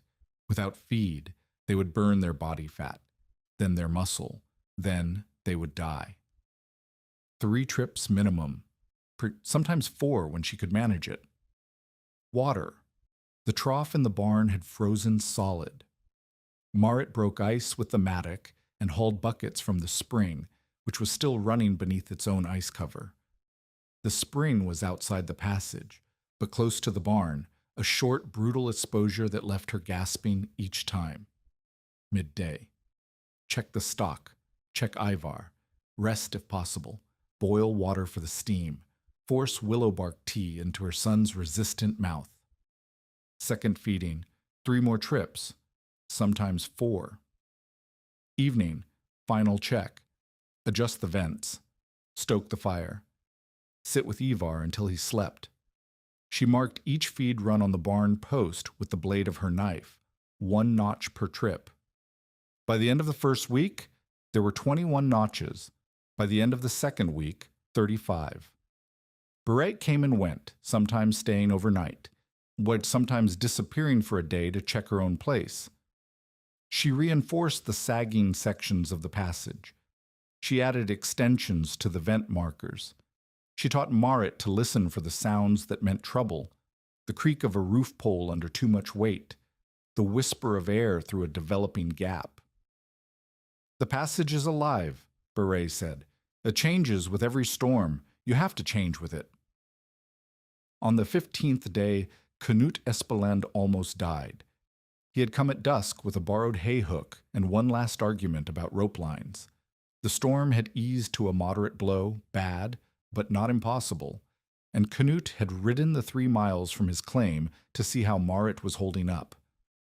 He stayed for an hour, drinking coffee and studying the passage with the skeptical eye of a man who did not want to admit he might have been wrong. Then he tried to leave. The wind kicked up before he reached his horse, not gradually, suddenly, violently, like a door slamming in a dark house. One moment the yard was visible, the next there was only white. Knut made it 10 feet before he lost direction. Marit heard the pounding through the barn boards. She was feeding the cattle when the sound came, a rhythm of fists against wood, desperate and rapid. She dropped the hay basket and ran to the door. When she opened it, the wind nearly took her off her feet. "Knut!" She could barely hear her own voice. The world was noise and white and cold. "Knut!" The pounding was coming from her right, near the corner of the barn, away from the passage entrance. She tied herself off on the doorframe rope, feeling for the familiar knots, then leaned into the storm. The cold was astonishing. Even after 2 weeks, even after dozens of trips through the passage, the raw exposure of the surface hit her like a physical blow. The wind drove snow into her eyes, her mouth, her nose. She could not breathe without inhaling ice. She found Knut by touch. He was on his knees, pressed against the barn wall, his hands scrabbling at the boards. He had lost his hat. His face was already white with frostbite. When she grabbed his arm, he did not seem to recognize her. "Get up!" She hauled him to his feet, or tried to. He was bigger than she was, heavier, and his legs were not working properly. She pulled. She dragged. She screamed into the wind while the cold ate at every inch of exposed skin. The barn door was 6 feet away, then 4, then 2. She shoved Knut through the opening and followed, thus slamming the door against the howling white. For a long moment they lay on the barn floor, gasping. The cattle bawled around them. The wind shrieked outside. And Marit realized with a clarity that cut through the exhaustion and the fear that the yard had almost claimed another victim. "The rope," Knut managed. His teeth were chattering so hard the words barely formed. "The rope I couldn't find." "There is no rope," Marit said. "There's only the passage. Stay tonight. Walk out through the trench when the light comes." CTA 2. She helped him to the hay pile and covered him with horse blankets. Then she went back to work. The cattle still needed feeding. The vents still needed clearing. The passage still needed walking. That was the job. That was all there was. The news about Isabel came 3 days later. Milo Stroud's ranch hand had frozen near a hay rack trying to move between exposed buildings on the bar circle. They found his body standing upright, locked in ice, one hand still reaching for a door he never reached. When Marit heard the story, passed from Beret, who had heard it from a rider, she did not feel triumph. She felt hollow. Isabel had been young, not much older than she was. He had done everything the conventional wisdom said to do. He had used ropes. He had stayed close to buildings. He had trusted the methods that men like Alden Pike had used for decades, and the storm had killed him anyway. That night, Marit sat in the cabin with Ivar sleeping in her lap, his fever broken at last, his cough fading, and listened to the wind. The sound was different now. Not threatening, exactly, just constant. Was the sound of something patient and vast that would be here long after she was gone. She had built something that worked. She had crossed the killing space more than 40 times in 3 weeks. She had kept her cattle alive, her child alive, herself alive. But Isabel was dead. And somewhere out in the cold, Milo Stroud's herds were dying standing up, and the whole open-range system that had promised riches was revealing itself as a lie. The frontier was not about strength. It was about understanding. Understanding what the weather wanted and building something that gave it what it wanted while keeping you alive underneath. The siege broke on January 30th, 21 days after the first blow. 3 weeks of constant cold, constant wind, constant work. 3 weeks of walking the passage while the world above disappeared under white. Marit woke that morning to silence. Not complete silence. The fire still crackled. Ivar still breathed. The cattle still moved in the barn. But the wind had stopped. For the first time in 3 weeks, the sound that had been her constant companion was gone. She went to the cabin door and opened it. The yard was unrecognizable. Snow had drifted to the eaves in places, sculpted by wind into strange frozen waves. The barn was a shape emerging from white, and between the cabin and the barn, where the passage ran, there was nothing visible at all, nothing but a long white ridge, shaped by the same winds that had built the drifts everywhere else. Merritt walked to the passage entrance. The canvas flap was buried under 2 feet of drift. She dug it free. East pulled it aside and looked down. The passage was intact. The walls still stood. The roof still held. The air inside was cold but fresh, flowing through vents that had somehow stayed clear through the worst of it. The floor was icy in places where melt had refrozen, but walkable.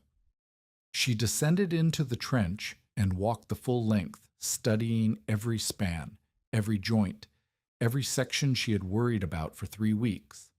The structure had not collapsed. The structure had not failed.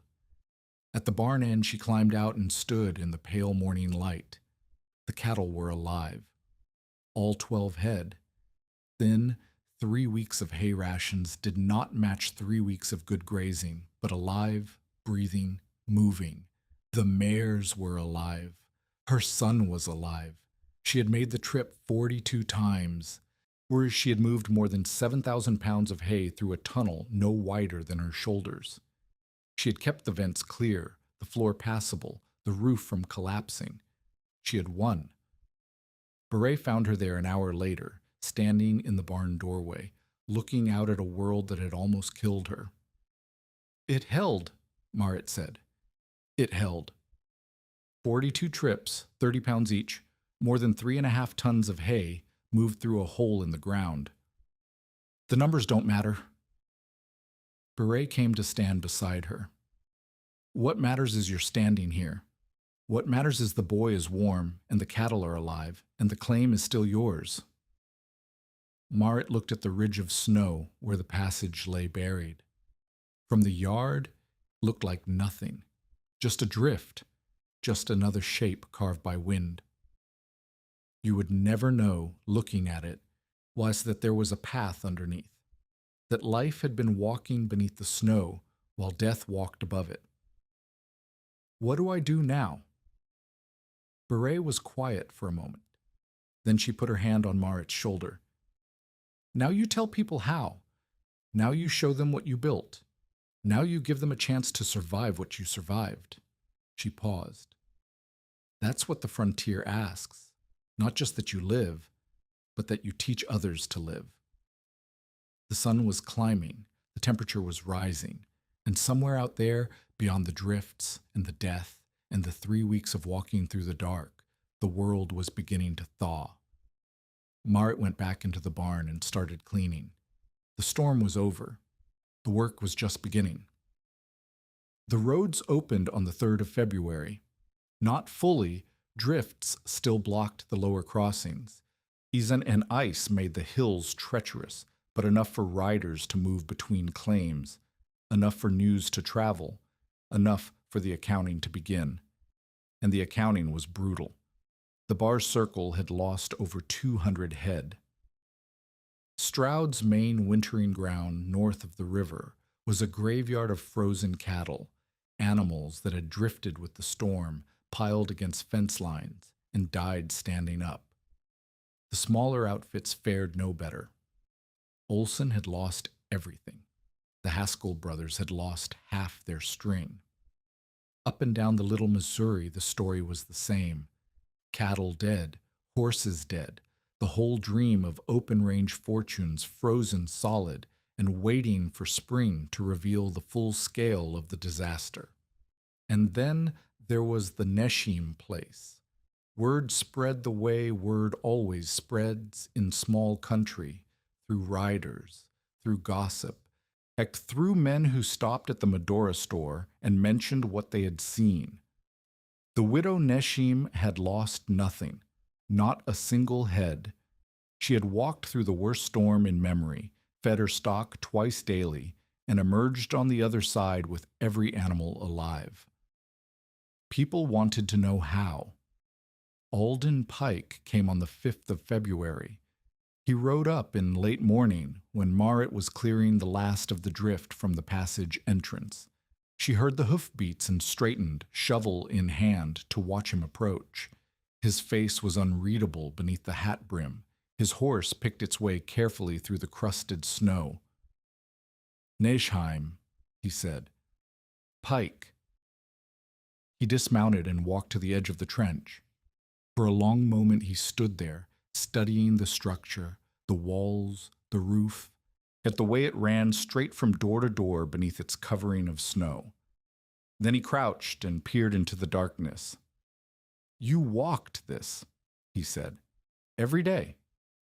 Twice a day, sometimes more. 42 times, I heard.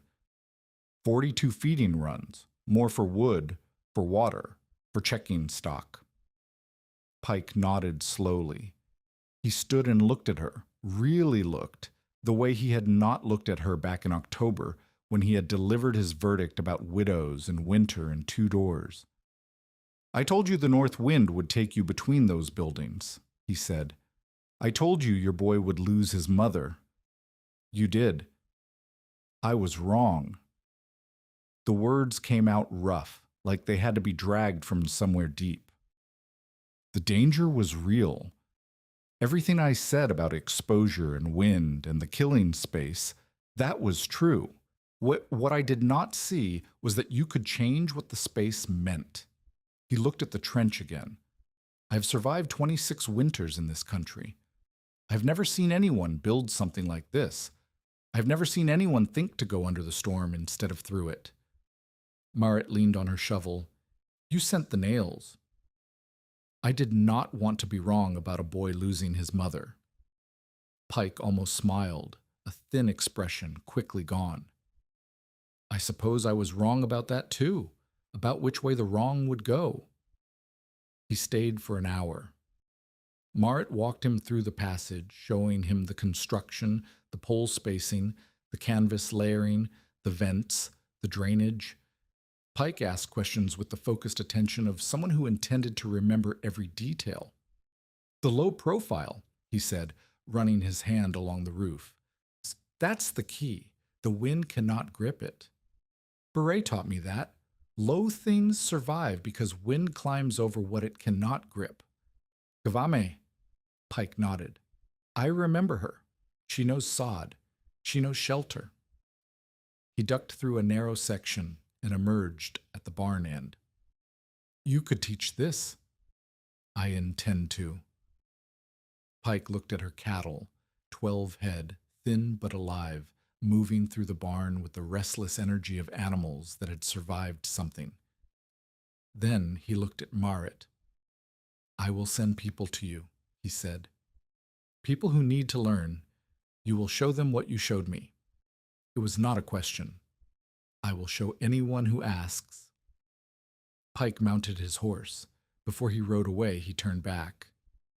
Your husband placed these buildings for summer, he said. You built for winter. Yes, that is the difference between a man who planned and a woman who understood. He touched his hat brim. Mrs. Neschheim. He was gone before she could respond.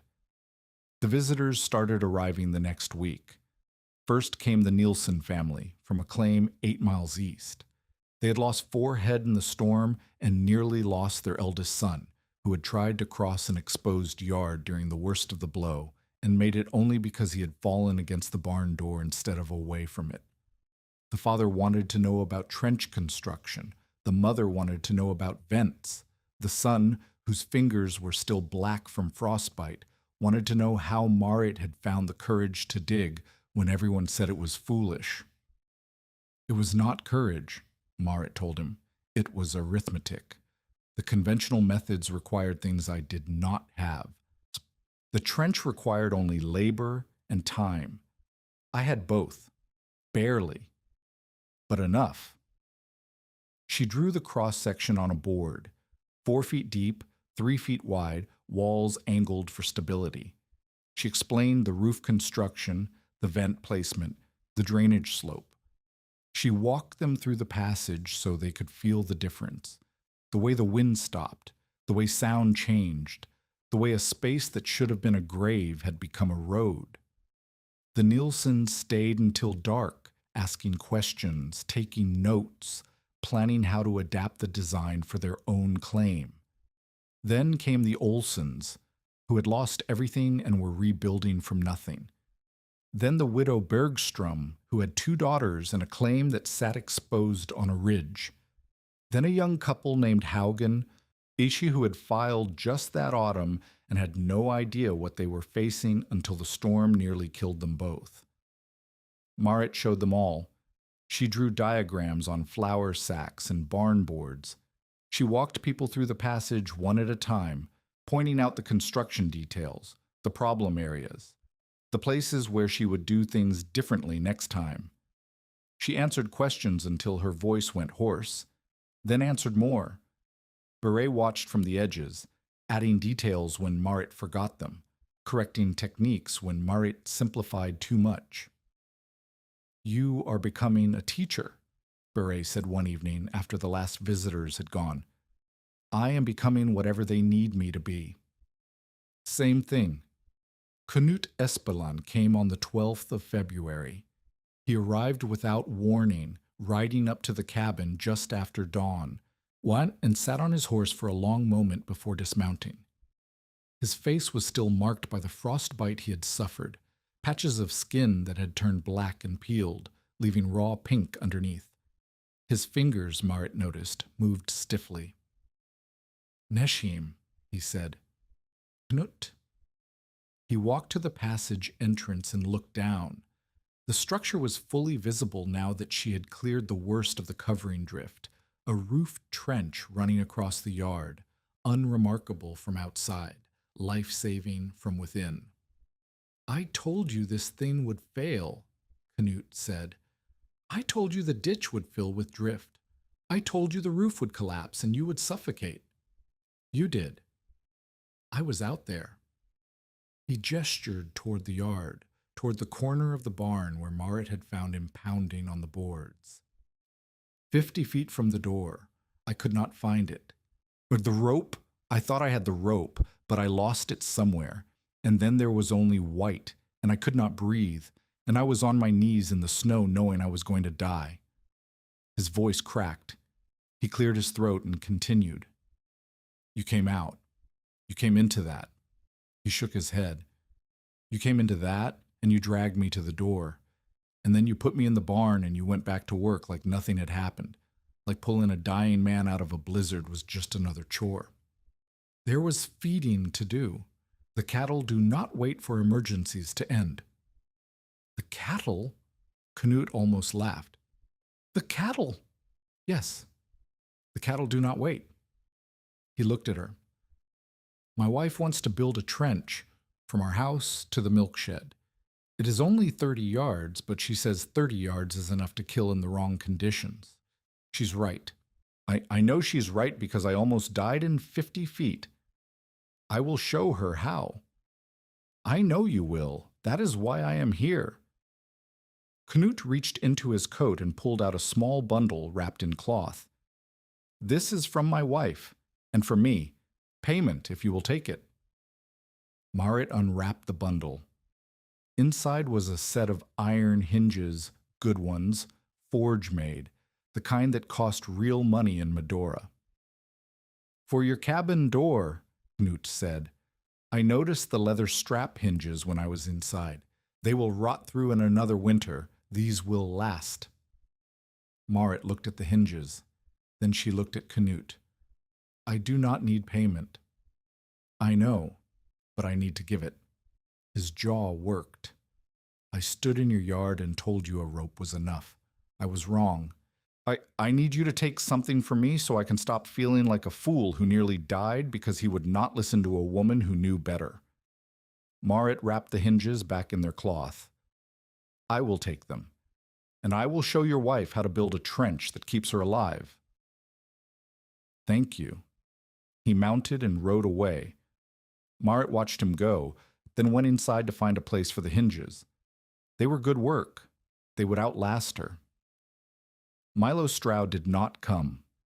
In the weeks after the storm, as neighbors visited and asked questions and began planning their own passages, Stroud stayed on his ruined range, counting losses and placing blame.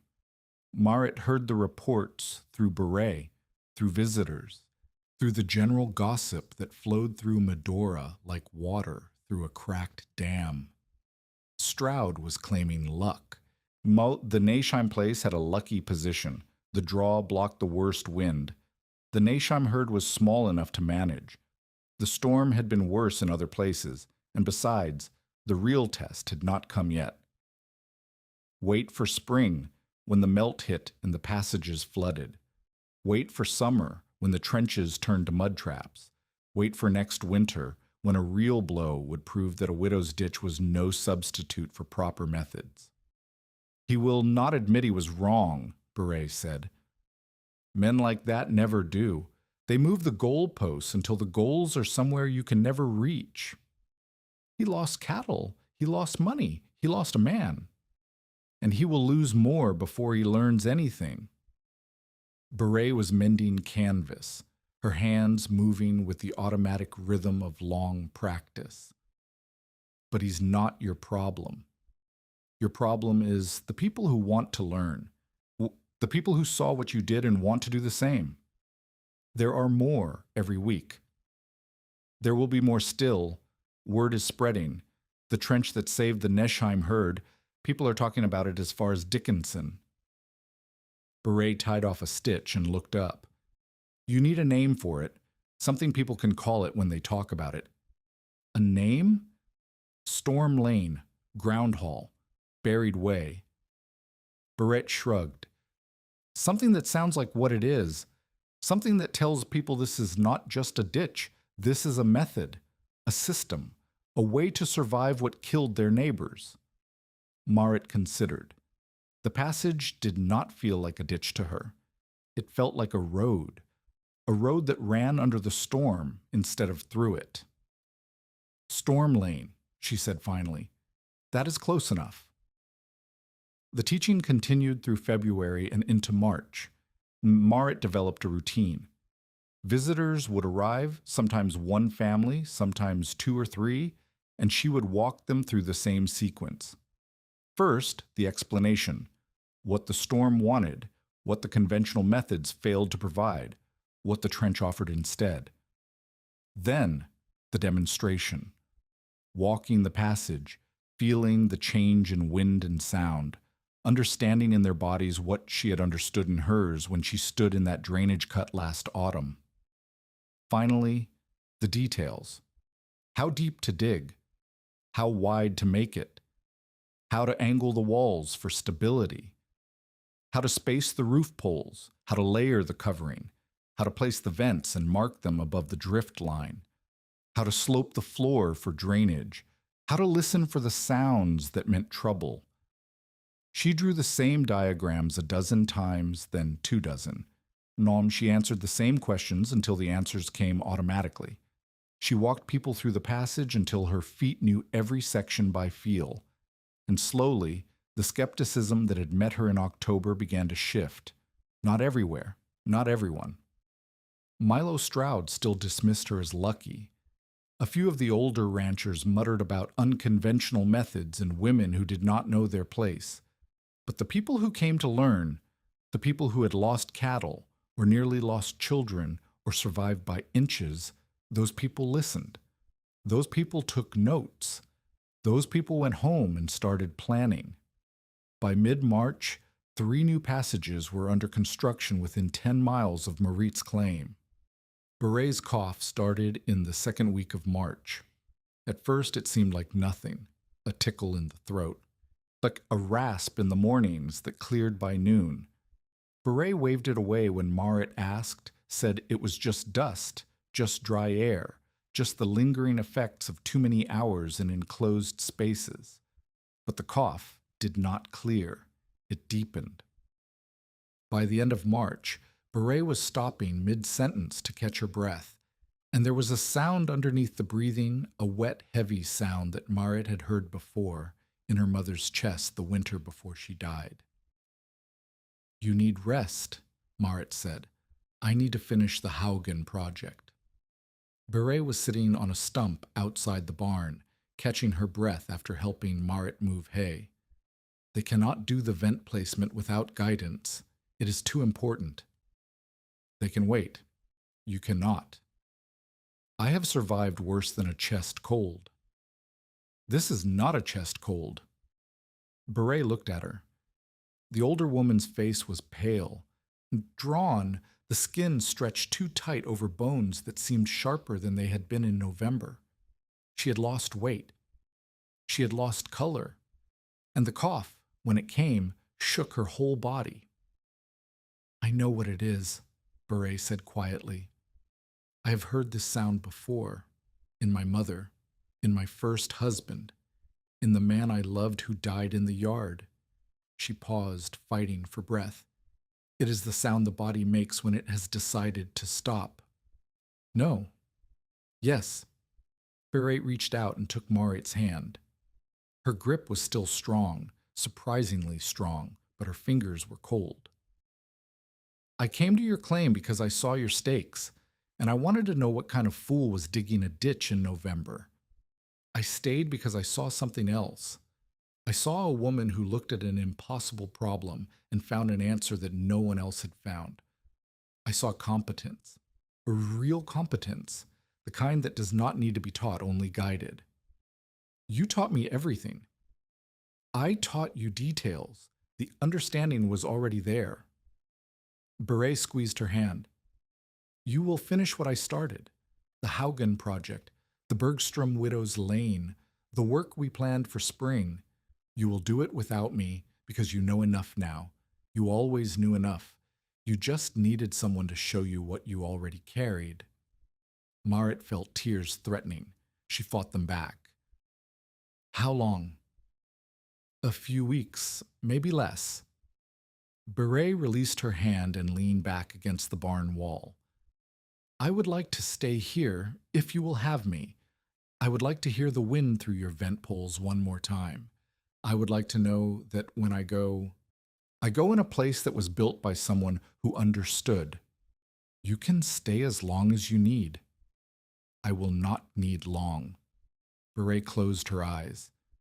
But thank you for the learning, for the work, for letting an old woman believe she had something left to give. Beret Kvamme died on the 14th of April. She passed in the night, in the small bed Marit had made for her in the corner of the cabin. Ivar was asleep.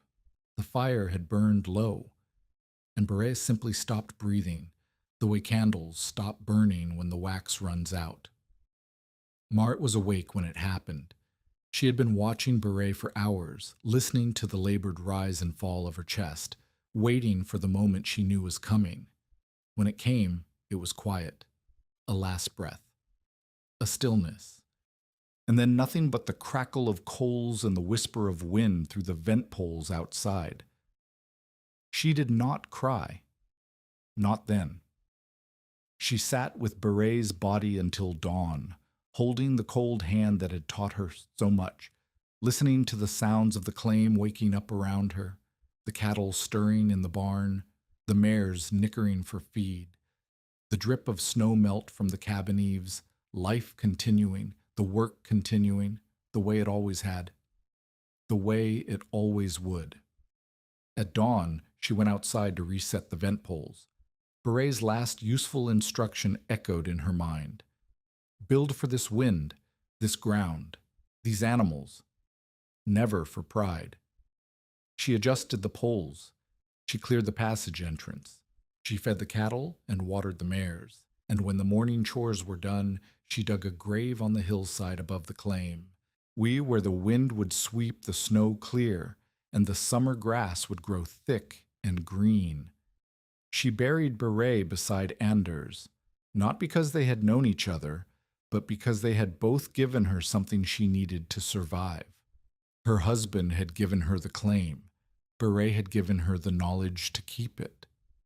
That afternoon, she folded Beret's work apron and set it on the shelf beside Anders's mending kit. Then she went back outside to check the passage. The wind was shifting. The afternoon had turned cold. And somewhere out there in the world beyond her claim, people were waiting to learn what Beret had taught her. The work was not finished. The work would never be finished, but Marit would do it alone now. She had no other choice. The secondary crisis came in late April. The spring that year was wet and vicious. The snow that should have melted gradually instead fell in heavy late-season storms, dense, waterlogged snow that clung to every surface and pressed down with crushing weight. The temperature swung wildly, freezing at night, thawing by day, then freezing again. The cycle turned every structure into a trap. On April 23rd, Marit woke to the sound of screaming cattle. She was out of bed and dressed in seconds, moving on instinct. The sound was coming from the barn, a high, panicked bawling that meant something had gone terribly wrong. She ran for the passage, ducked inside, and emerged at the barn end to find chaos. One of the loafing sheds had collapsed. The structure was meant to provide shelter for cattle during mild weather, a simple roof on posts, open on the sides, designed for summer shade and winter windbreak. It had survived the January storm. It had survived every normal winter stress. But the wet spring snow had piled higher than any winter drift, and the weight had finally exceeded what the posts could bear. 2 cattle were trapped under the wreckage. Merritt worked for an hour, pulling boards, digging through snow, trying to free the animals before they suffocated or froze. 1 cow was dead by the time she reached it, crushed under a beam that had fallen across its spine. The other was alive, but its leg was broken, twisted at an angle that meant it would never walk again. She killed it with her father's knife, quick, clean, merciful. Then she sat in the ruins of the shed and let herself feel, for just a moment, the weight of everything she had lost. 2 cattle, a structure, and Beret, who would have known how to prevent this, who would have seen the danger before it became disaster. But Beret was gone, and the problem was here, and there was no one to solve it but Marit. The next 3 days were a blur of emergency work. The wet snow was still falling, and other structures were groaning under the weight. Marit reinforced what she could, cleared what she could, and made brutal decisions about what to save and what to sacrifice. The hay shed, the corral fence, the secondary loafing area near the spring. She could not save everything. She did not try. Instead, she focused on the essentials: the barn, the cabin, the passage. The triangle of survival that had kept her alive in January would keep her alive now, but she was not the only one in danger. On the second day, a rider appeared at the edge of her claim, one of the Haugen's sons, exhausted and wild-eyed, or his horse lathered with panic sweat. "Mrs. Neschheim, our calving shed, the roof is failing. My father says we'll lose the spring calves if it comes down. He says you know about bracing, about load. Please." Marit looked at her own claim, the work she still had to do, the structures she still had to reinforce. Then she looked at the boy's face. "Saddle the mare," she said. "I'll get my tools." The Haugen place was 3 miles east, on ground that sat lower than Marit's claim. The wet snow had pooled there, drifted there, accumulated in depths that she had not seen even during the January siege. The calving shed, a low structure meant to shelter newborn calves during the dangerous first weeks of life, was groaning under the weight. Inside, 12 calves were huddled against the far wall. Their mothers bawled from the pen outside, unable to reach them, unable to help. The roof was sagging at the center, the main beam bowing like a drawn bow, and every few seconds there was a cracking sound that made everyone flinch. "How long?" Marit asked. "It started this morning," Haugen said. He was a big man, built for labor, but his hands were shaking. "We tried to clear the roof, but the snow is too heavy. It just keeps coming, and the beam." Another crack. The sag deepened by an inch. "We need to brace it from below," Marit said. "Support the beam while we clear the weight from above. Do you have posts? Spare lumber?" "Some in the woodpile." "Get everything you have, and send your wife to the neighbors. Anyone who can carry a shovel. We need hands. For the next 6 hours, Marit directed the work. She had never built a bracing system before, had never needed to, but she understood the principles. Weight wanted to go down. Structures failed when the weight exceeded the support. The solution was simple: add support faster than the weight accumulated. They worked in shifts, some on the roof, shoveling snow as fast as it fell, while others inside hammered posts into place beneath the sagging beam. Calves screamed. The mothers screamed. The beam cracked and groaned and threatened to give way with every passing minute. By nightfall, the shed was still standing. The beam was supported by 6 new posts, braced at angles that spread the load across the floor. The roof had been cleared of the worst weight. The calves were alive, crowded against the back wall, their breath steaming in the cold air. Haugen stood beside Marit, looking at the structure they had saved. "You did this," he said. "You knew what to do. I knew the principle. Low things survive. Support beneath, not resistance against." Marit wiped sweat from her forehead. Her hands were raw again, her shoulders screaming. "The same logic as the passage. The same logic as everything Beret taught me." "Beret Kvam?" "She died 2 weeks ago." Haugen was silent for a moment. Then he nodded. "I heard she was sick. I'm sorry. She taught me to build for the wind, the ground, the animals, not for pride." Marit looked at the shed, at the posts that had saved a dozen calves from death. "I think she would have liked this. Ugly work, necessary work, the kind that keeps things alive." The wet spring storm lasted 5 days. By the time it ended, the damage was widespread. Collapsed sheds, broken fences, cattle lost to the weight and the cold. But the losses were smaller than they might have been, smaller than January's losses, for the families who had learned from Marit. The passages held. The storm lanes, as people were starting to call them, survived the wet snow better than the dry. The low profiles that ducked the winter wind also ducked the spring weight. The snow slid off the rounded roofs instead of piling on flat surfaces, and the emergency bracing techniques that Marit had improvised at the Haugen place spread quickly. Within a week, 3 other families had used the same approach to save struggling structures. She was becoming something she had never intended to become, not just a survivor, not just a teacher, something more, a reference point, a standard. Is the person people came to when the conventional methods failed. Milo Stroud's conversion came not from enlightenment, but from necessity. In the first week of May, with the spring calving season in full swing, one of Stroud's key calf lines stood on the edge of disaster. A late freeze had caught the bar's circle unprepared. The main calving shelter, a tall, impressive structure that Stroud had built to show the other ranchers how proper cattle work was done, had collapsed under the same wet snow that had tested everyone else, and the note he owed the bank was coming due. He appeared at Marit's claim on a Tuesday morning, hat in hand, pride in pieces. "Neschheim," he said.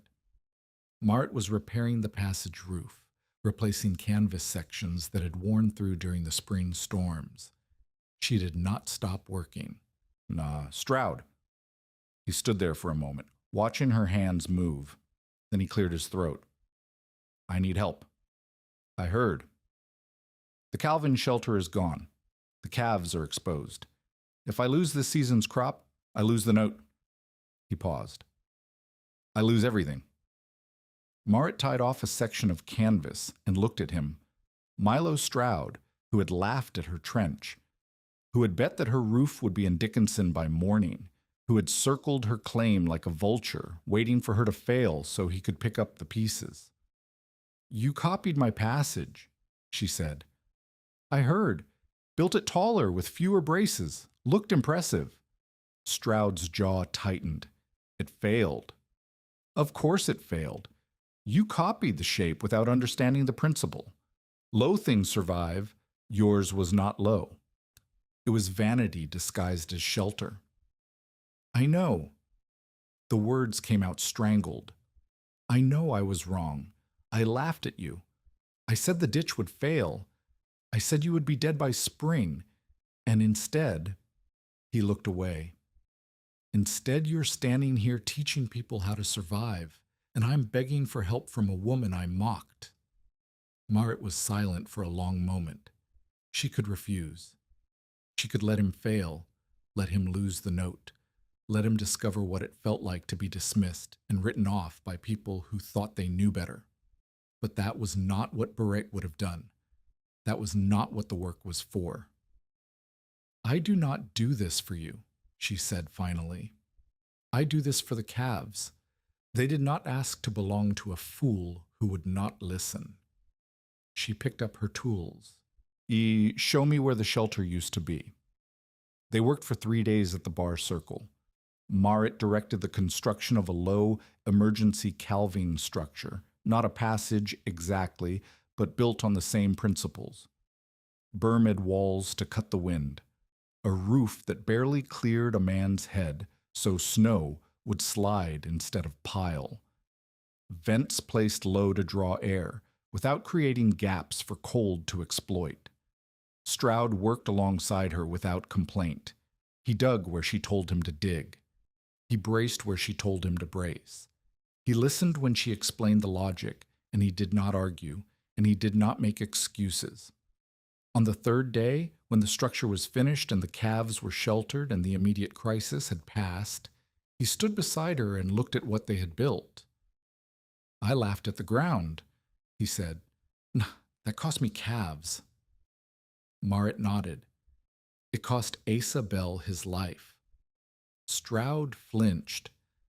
Asa Bell, the young hand who had frozen near the hayrack during the January storm, the death that everyone knew about, that everyone blamed on the weather instead of on the methods that failed. I think about him, Stroud said quietly. Every day.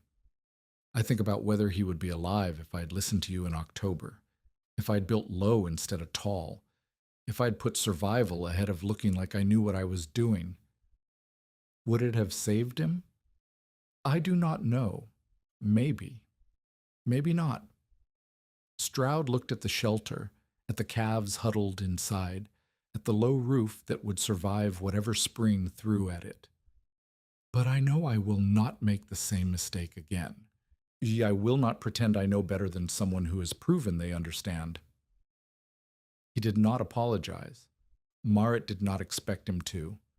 But a week later, she heard through the Medora gossip that Stroud had paid for lumber to build a storm lane for the Bergstrom widow. He had not used his own name. He had not asked for credit. He had simply sent the lumber and let other people do the talking. That, Marit thought, was as close to conversion as a man like Milo Stroud was likely to come. By the end of May, 11 households within 20 miles of Marit's claim had built some version of the storm lane. The designs varied. Some were full passages, house to barn, 50 yards or more. Others were shorter, connections between a cabin and a well, a barn and a hay shed, any gap that might become deadly in the wrong weather. The construction quality varied too, from careful work that followed Marit's specifications to rougher builds that captured the principle without the refinement. But they all worked. They all survived the spring storms. They all gave people a way to move between buildings without risking their lives, and the word was spreading beyond the immediate country. Writers from Dickinson came to see the original passage. A newspaperman from Bismarck wrote a letter asking for details. Someone said that ranchers as far as Montana were talking about the widow who had dug a trench and saved her herd. Marit did not care about the fame. She cared about the work, the teaching, the slow, patient process of helping people understand what she had learned in desperation and proven in the worst storm of her life. The Beret's voice echoed in her memory. That is what the frontier asks, not just that you live, but that you teach others to live. She was teaching. She was living, and the claim that everyone had expected her to lose was still hers, still productive, still a place where a widow and a boy could survive whatever came next. Summer was approaching. The grass was greening. The cattle were recovering their winter-lost weight.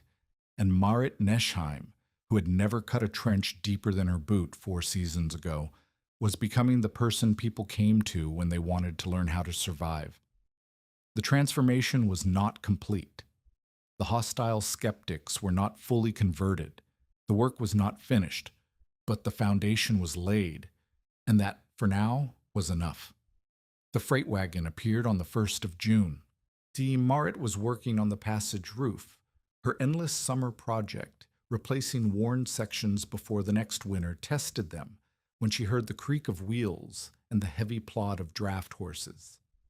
She straightened, shading her eyes against the morning sun, and watched a wagon climb the track toward her claim. The driver was a man she did not recognize, broad-shouldered, weathered, maybe 35 years old. He handled the team with the easy competence of someone who had spent most of his life behind horses. The wagon bed was loaded with lumber, good lumber, milled planks, and squared posts, the kind that cost real money in Medora. He pulled up at the edge of the yard and set the brake. "Mrs. Neschheim?" "Yes." "Peter Moen. I'm hauling freight for Haskell's store." He looked at the passage, at the work she was doing, at the tools spread around her on the ground. "They said you were the one to talk to about storm lanes." They were right. Moen climbed down from the wagon seat.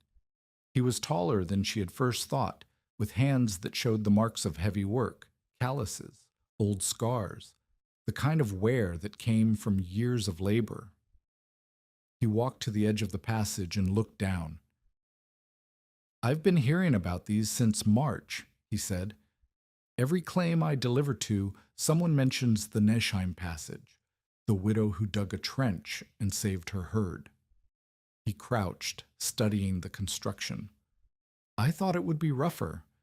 This is good work." "It has to be good work. Rough work kills people." "I can see that."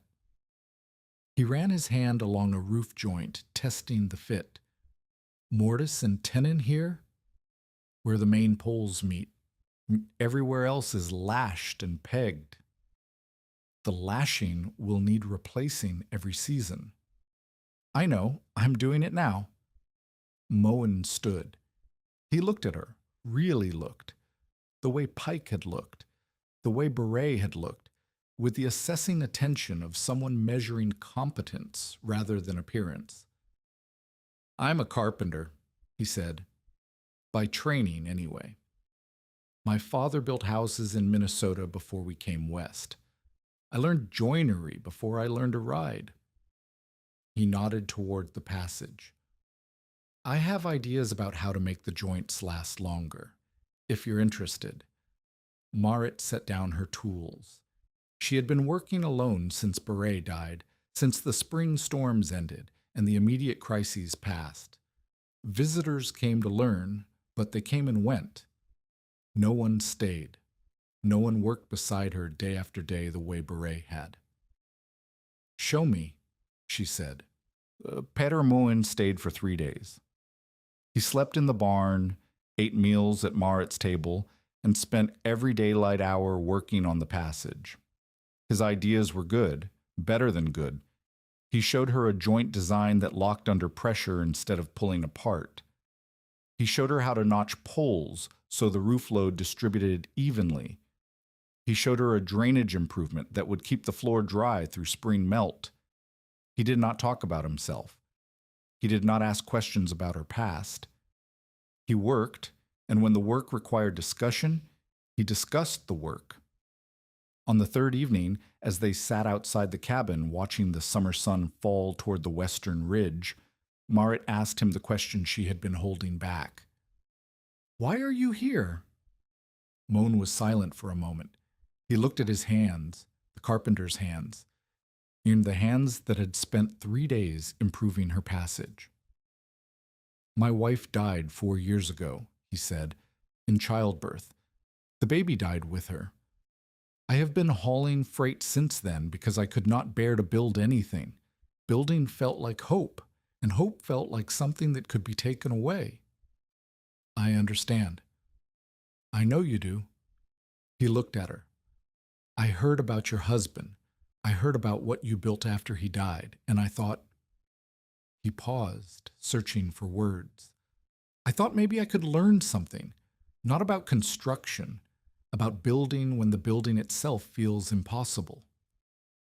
Merritt thought about the first day of digging, the scraper blade biting into soft ground, the 50 yards that had seemed like 50 miles, the certainty that she would fail, and the absolute refusal to stop trying. For you do not learn that, she said. You survive it. And then you look back and call it learning because you need a word for what happened. Maybe. Moen stood. I should go. The freight run continues tomorrow, but I would like to come back if you will have me. There is more work here than one person can do, and He stopped. I would like to be useful again. You are useful. You have been useful for 3 days. I would like to be useful for longer. Marit looked at him, at the hands that knew joinery, at the eyes that held something broken and something that wanted to mend, at the man who had come to learn about storm lanes and had ended up learning about survival. Come back when the freight run is finished, she said. There's always more work. Peter Moen returned in mid-June, and again in July, and again in August. Now each time he stayed longer. Each time the work expanded. The passage improvements were finished by midsummer, the joints reinforced, and the drainage perfected. Then they moved on to other projects, a windbreak of willow and cottonwood cuttings along the north edge of the yard, a redesigned calf shelter that sat low enough to survive any spring, an extension of the passage toward the hay shed, shortening another exposed crossing.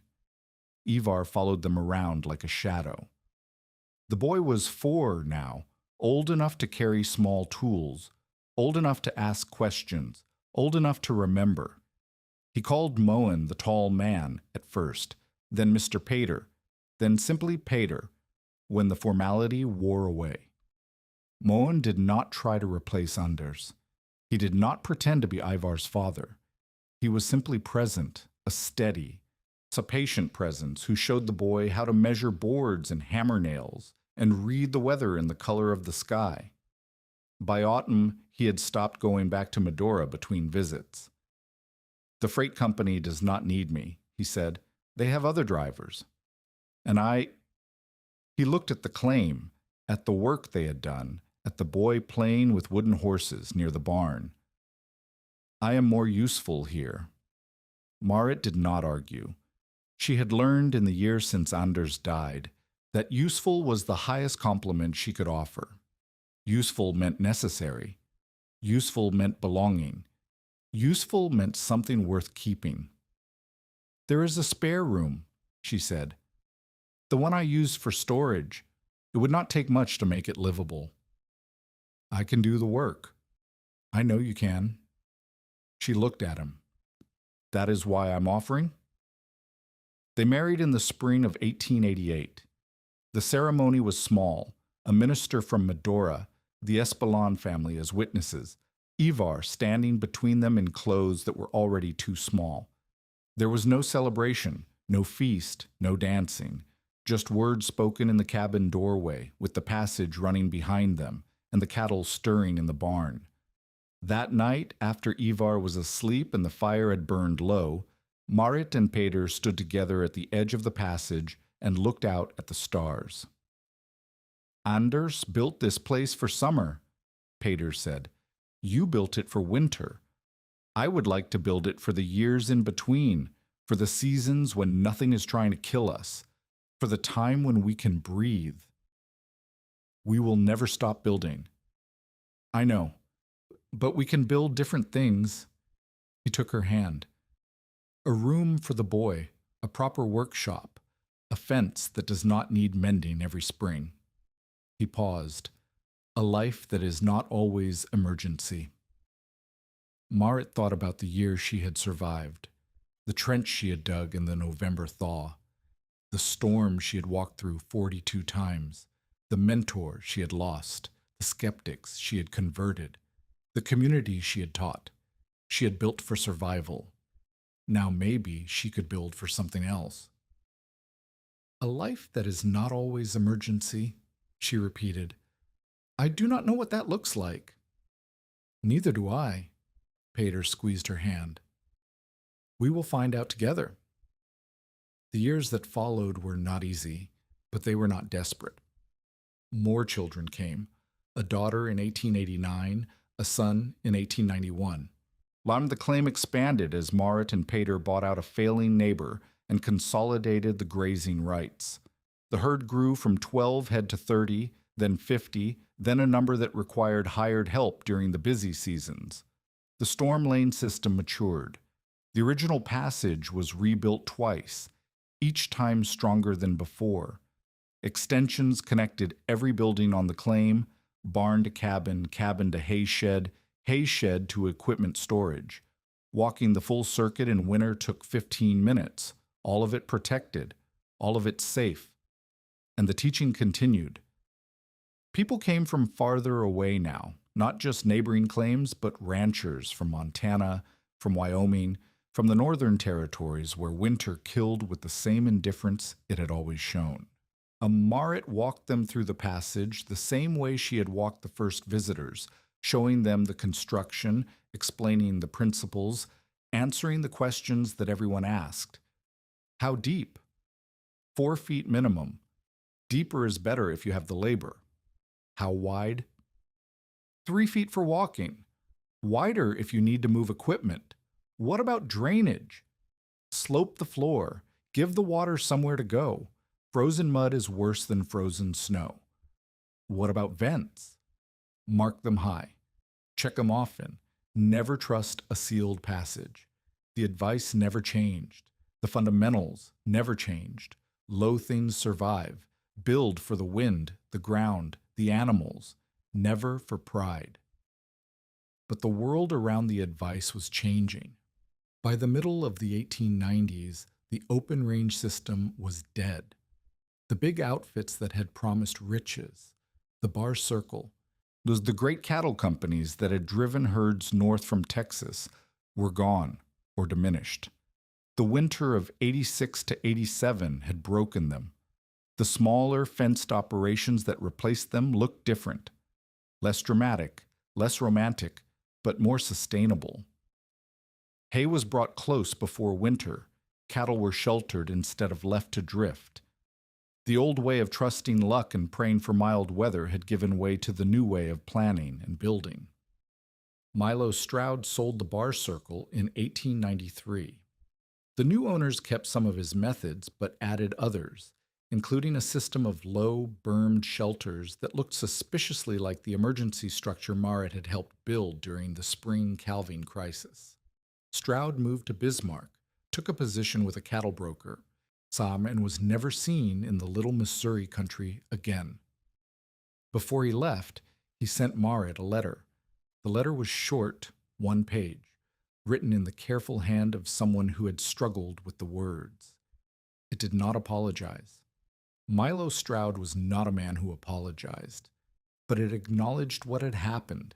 It acknowledged what she had built. And it ended with a single sentence that Marit kept folded in her Bible for the rest of her life. I laughed at the ground, and the ground taught me to kneel. She never wrote back. There was nothing left to say. Alden Pike died in the winter of 1894 at the age of 69. He had survived 33 winters on the Little Missouri, more than anyone else in the country. He had seen the open range rise and fall. He had watched fortunes made and destroyed. And in the end, he had lived long enough to see the methods he had spent his life perfecting give way to methods that worked better. Marit was at his bedside when he went. She had come when word reached her that the old man was failing, riding the 3 miles east through a mild January snow, and she had sat with him through the final hours. "You were right," he said near the end. His voice was a whisper, his breath shallow. "About the trench, about going under instead of through. I spent 26 winters learning to fight the cold, and you spent one learning to hide from it. You were smarter." I was desperate. Desperation looks like intelligence when it works. Pike almost smiled. Maybe. But the intelligence was there. The desperation just made you use it. He closed his eyes. I'm glad I lived long enough to see it spread. I'm glad the boy did not lose his mother between those two doors.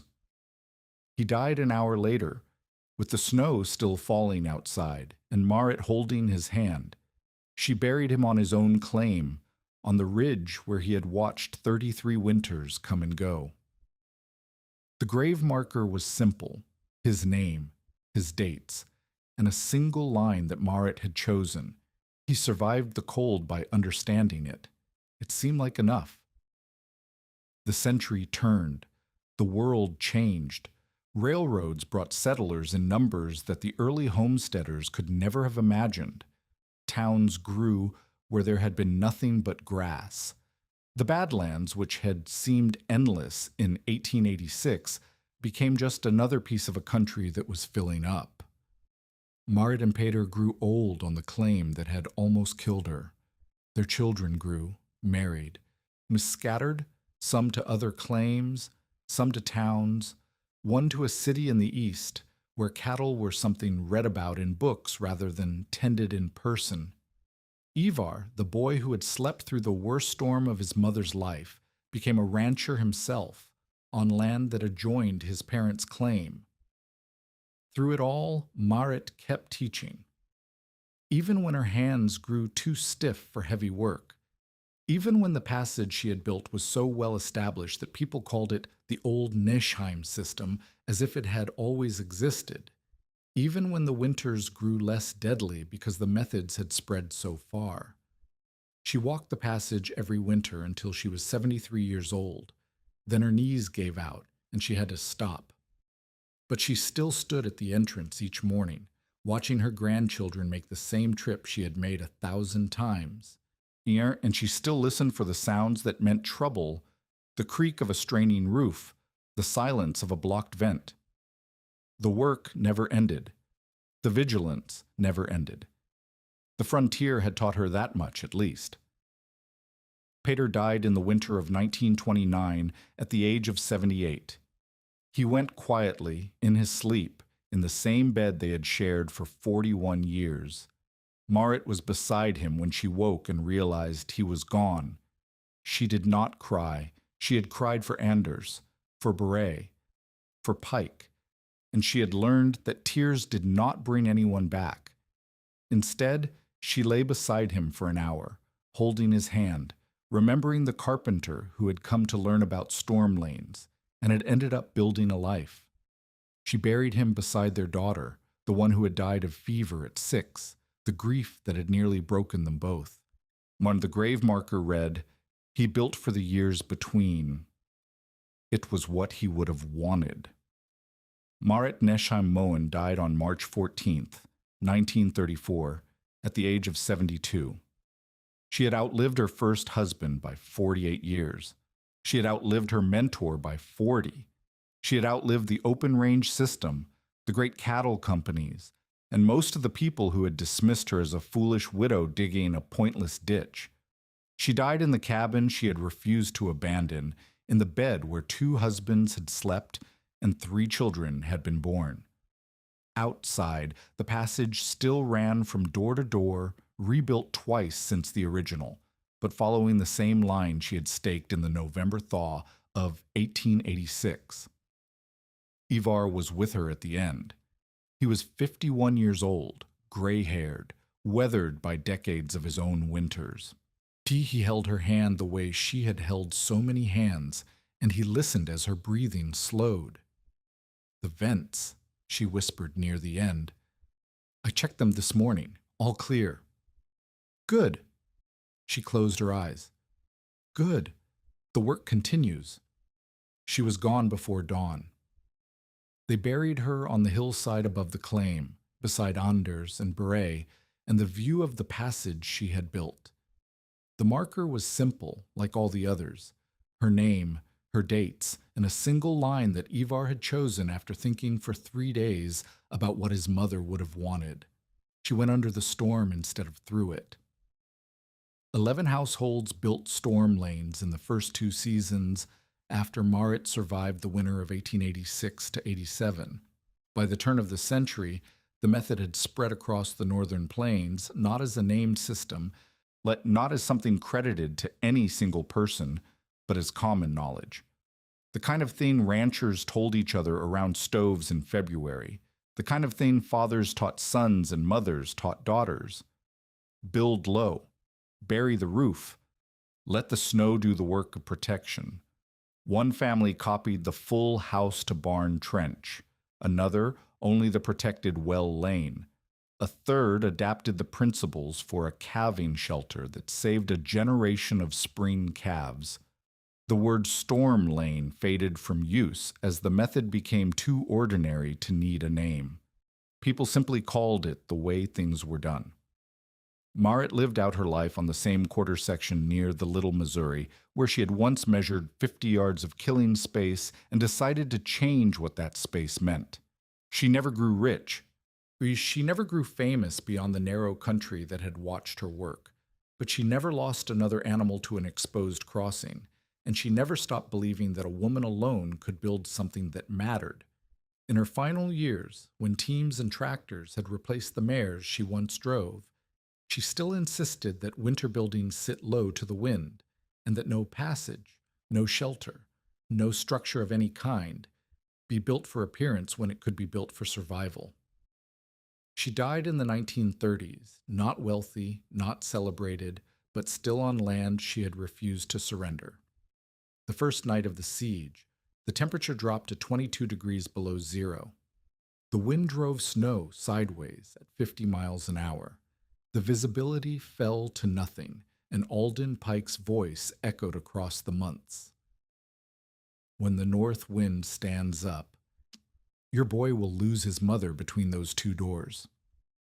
3 weeks later, the storm broke, and those same 2 doors were still standing, but the path between them had vanished, buried under a white ridge shaped by the wind itself. From the yard, it looked like nothing, just drift. Just winter.